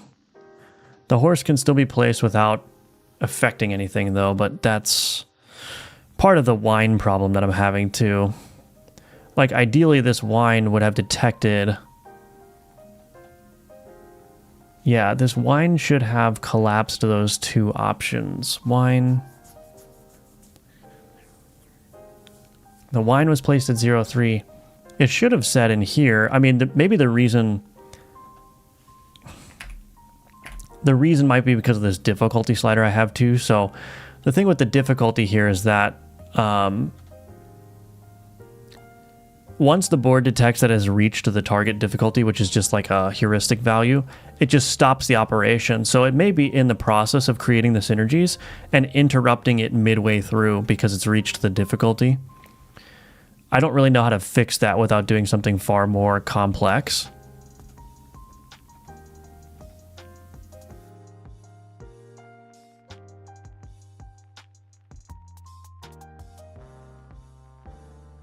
But what we may see in here now is that the wine will maybe work.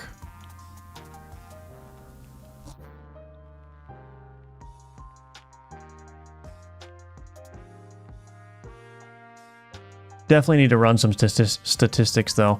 So there's wine again. Yeah, see, wine is being placed late in the board because it's a 1/1 card, but it has this query synergy, and it only has a query synergy. So some cards you can get away with it, like, so this Warhorse is not synergizing with anything, but it still does 15 damage. So its presence on the board is not absolutely useless. This is absolutely useless. Unless the player has cards that scale off a ritual, or unless the enemy has cards that scale off a ritual. But neither of those things are true. So this is just a useless placement here. And I think that might be... It's because it's a 1/1 card, so I may need to add an extra... I may need to add some extra scoring to the entropy to detect when a card has only abilities that affect other cards and adjust the entropy accordingly. Essentially, this wine, it needs to be placed earlier in the algorithm, because when it gets placed late, it is basically unable to affect the board in a way that allows it to synergize. So again, it's that bi-directional thing, right? When I place a card like a minion, it could collapse an adjacent card into being a wine or something, right? But if I place a wine, it needs to collapse all the cards upwards of it to be minions as well. Yeah, so here's another example. That wine got placed kind of late in the algorithm as well.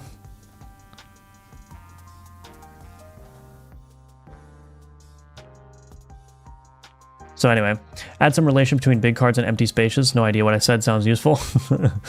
What do you suggest for learning the foundations for a wide variety of games in Godot after doing your first 2D game from the manual? since after the manual starts referencing stuff IDK about. Hello, Prince of Parties. I think you just kind of have to do it. I know that's not super helpful, but just start with something simple. Like, let's say you want to make a platformer, right? So break down that problem into its smallest parts. What do you need for a platformer? Well, you need a character that can respond to movement inputs, right? So do that. Just create a character and make it respond to WASD controls or whatever. And you'll probably find that, especially if you're a beginner, is actually pretty difficult, because then you got to figure out, how do I handle input? How do I move the player every frame in response to that input? How do I even create the player scene and put it into the game so that I can actually see it? So there's a bunch of sub problems there, right? But then once you've got that down, then the next question is, okay, how do I add platforms with collision and then gravity, right?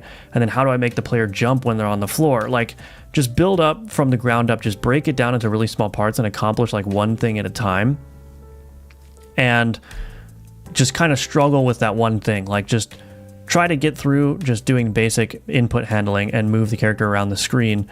And you'll probably find that that's pretty difficult, that you need to go and look at a bunch of resources, you need to read the documentation, you might have some code errors that you need to resolve.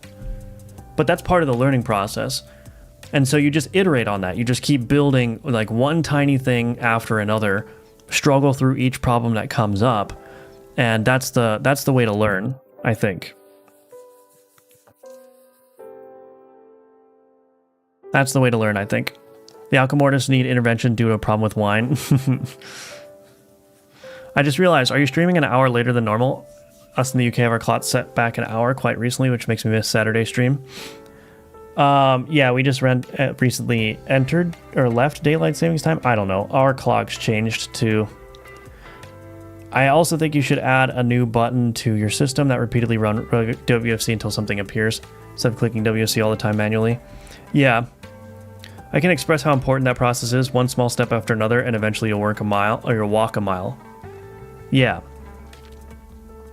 Yeah, I think, I really think that a lot of like learning things is when people want to learn something new, it's like, I think they come at it sometimes with the wrong mindset of like, I need to find a resource that tells me everything I need to do. But it's like, you should actually go with it at the mindset of like, I'm going to fail, I'm going to struggle, I'm going to design my learning such that I present those problems to myself as much as possible, and then I can work through them. And that's how you learn, right?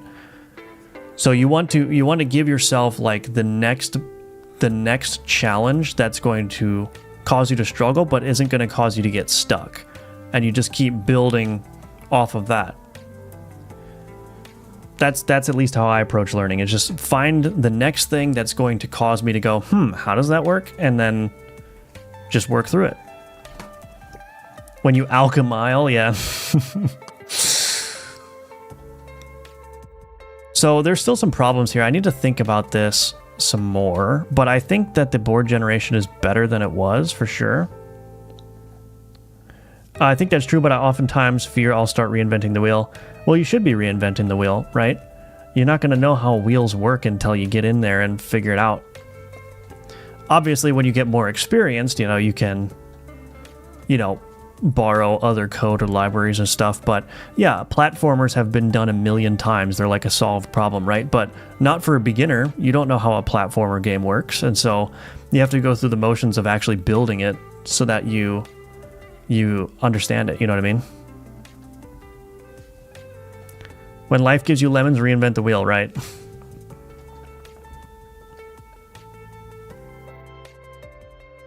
Yeah, this wine is annoying me. Although the pike got placed after the wine. Okay. So there may be some entropy changes I can make here. I think before I go any further on this, what I need to do is I need to write a tool that tells me how prevalent each card is. And at the very least, that's going to tell me like when I've made a change to wave function collapse that has removed or inadvertently tanked the possibility of something happening. Oh, let me put this multiplier back, actually. I wonder if that's going to make a significant difference here.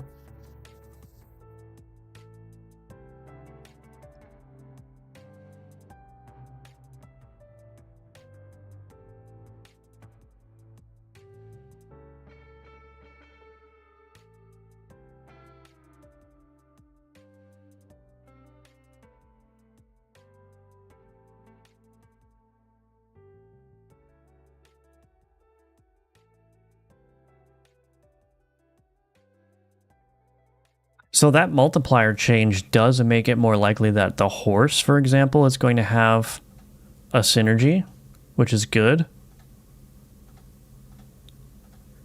But I'm also worried that that's reducing the probability of certain things like wine and whatnot from being done.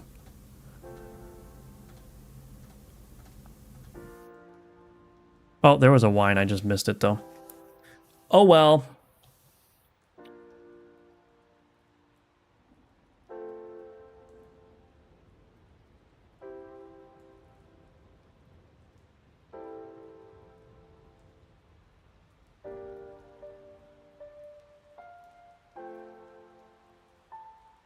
Yeah, that multiplier might be bad, too. Yeah, I'm gonna have to think of maybe a more rule-based way of doing this.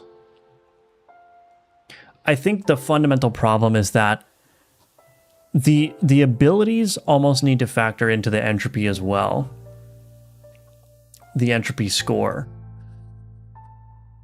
Like if I have a wine that I can place on the board, but there are only 2 cells above it, then I should be much more likely to place that wine than to place anything else, so that the cells above it can be collapsed down to minions, because that's what the wine affects. So I almost think I need to add as part of the entropy calculation like an examination of the individual abilities of the card, at least when it comes to queryable.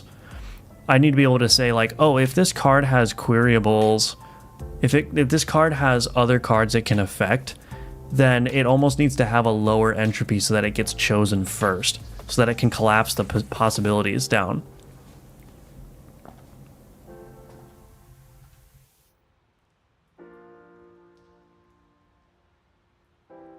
There was a wine there that did nothing.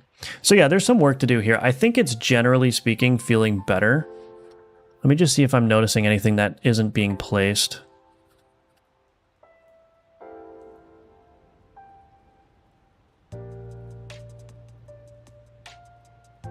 I'm going to need to write some statistics so I don't have to do this manually, but...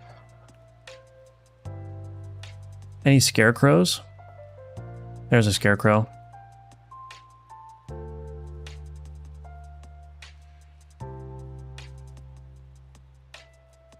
Yeah, I'm not really noticing any one card being placed more often than the others.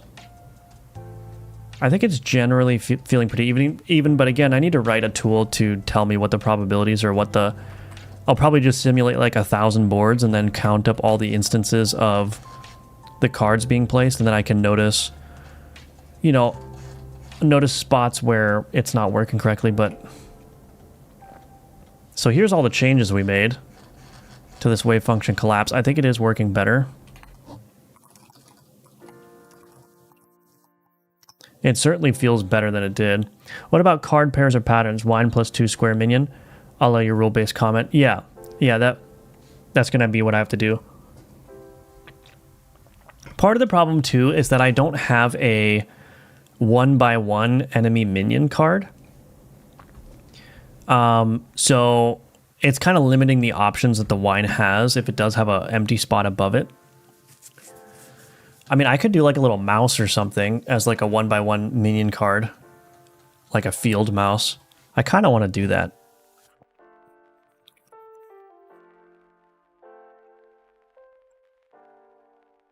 Let's just call it mouse.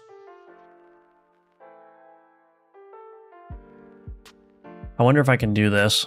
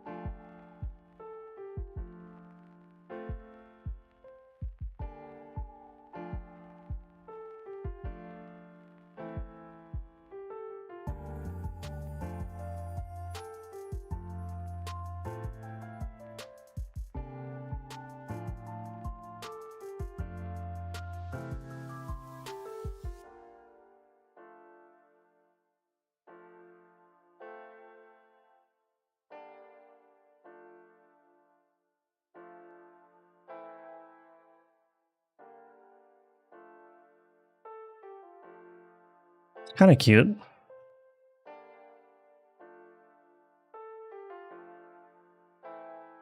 I definitely think I need to move it up, actually.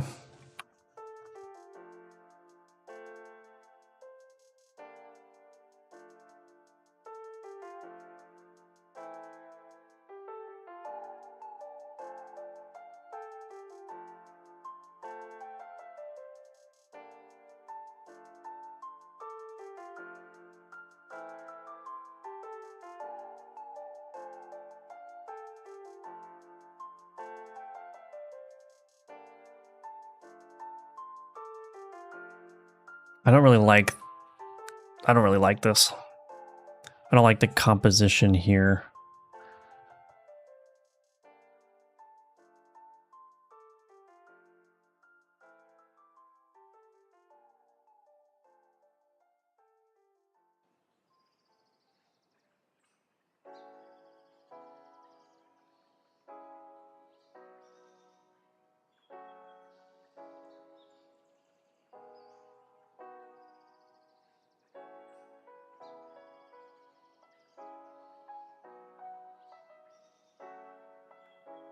Maybe that's better.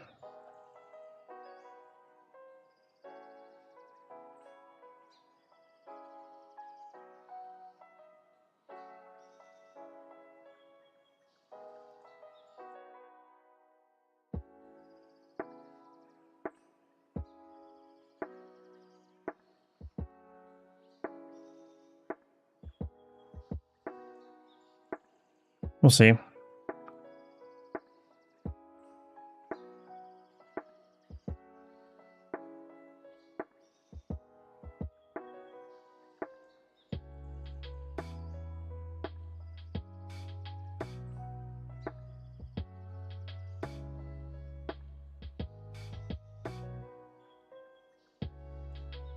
It's kind of cute.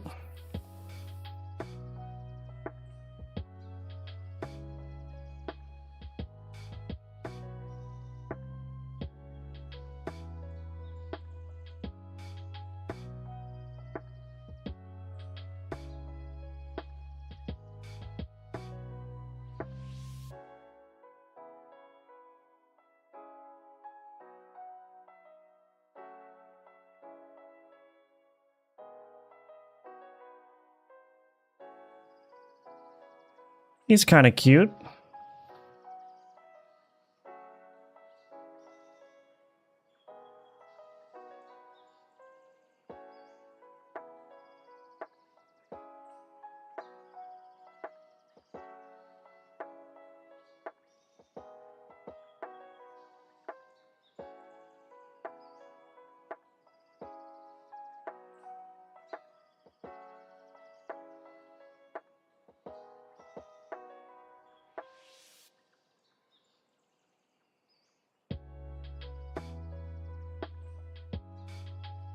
Don't know if I like the colors though.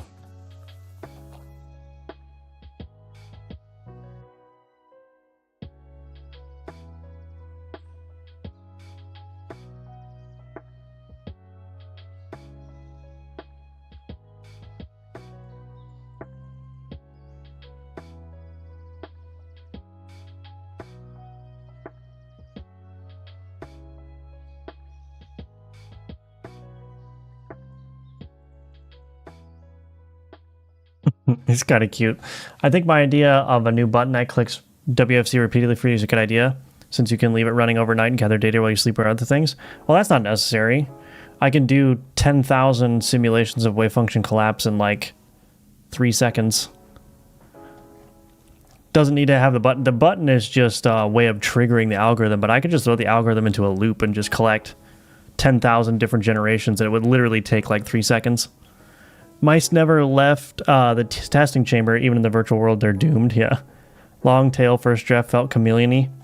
Maybe the previous composition put the tail waves the same length as the body. I drew a mouse putting game dev in the Discord. Red dot as an eye and perfection is born.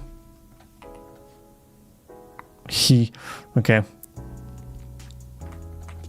Oops. Yeah, I'm not really liking this field mouse. I might take another stab at it later. I don't like the red eye either, sorry. Sorry, not sorry.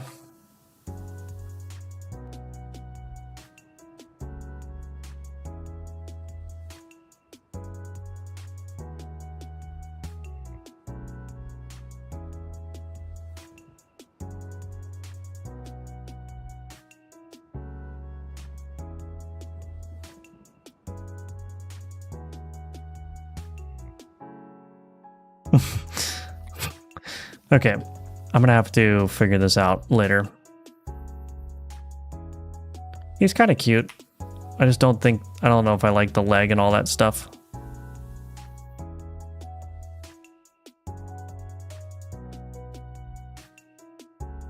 I'll do this later. But anyway, I could do like a, yeah, little mouse here. I'm gonna do this later. Mouse, flavor text, redo art. What do you think is the best way of transferring references between components?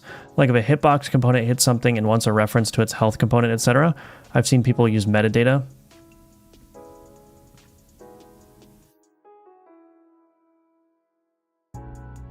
A hitbox component hits something and wants a reference to its health component. Well, you could just do an export variable. So if they're part of the same scene, you can just pass in a reference to the health component directly to the hitbox component. If you're talking about like handling a hit, yeah,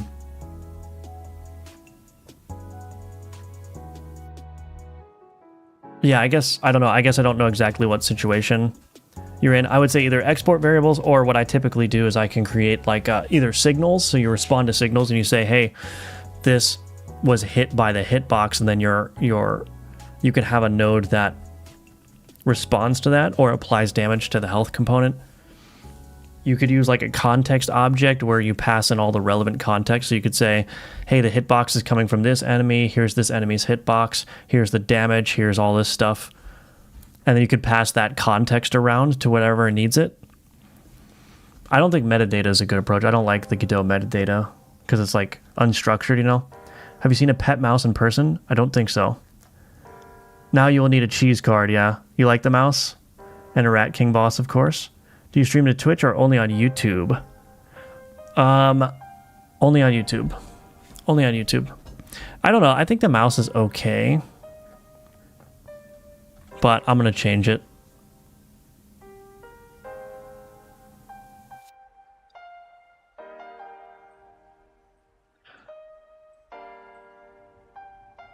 Okay.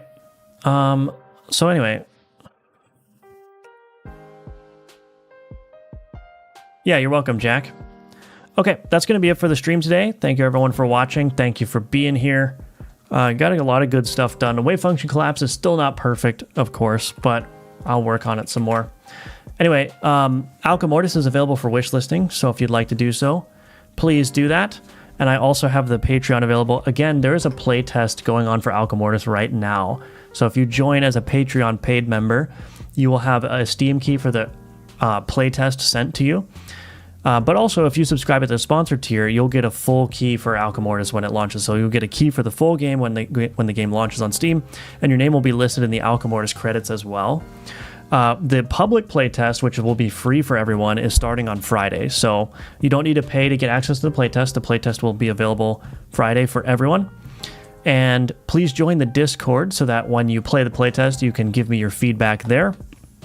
I've been responding to feedback and implementing your feedback over the past couple of days. So definitely consider doing that. And yeah, thank you again, everyone, for being here. Thank you for watching. If only I had one extra day, but spend it on that mouse, yeah. All right. So thanks again, everyone. Thank you for your support, and I will see you tomorrow at 10 a.m. Eastern. Bye-bye.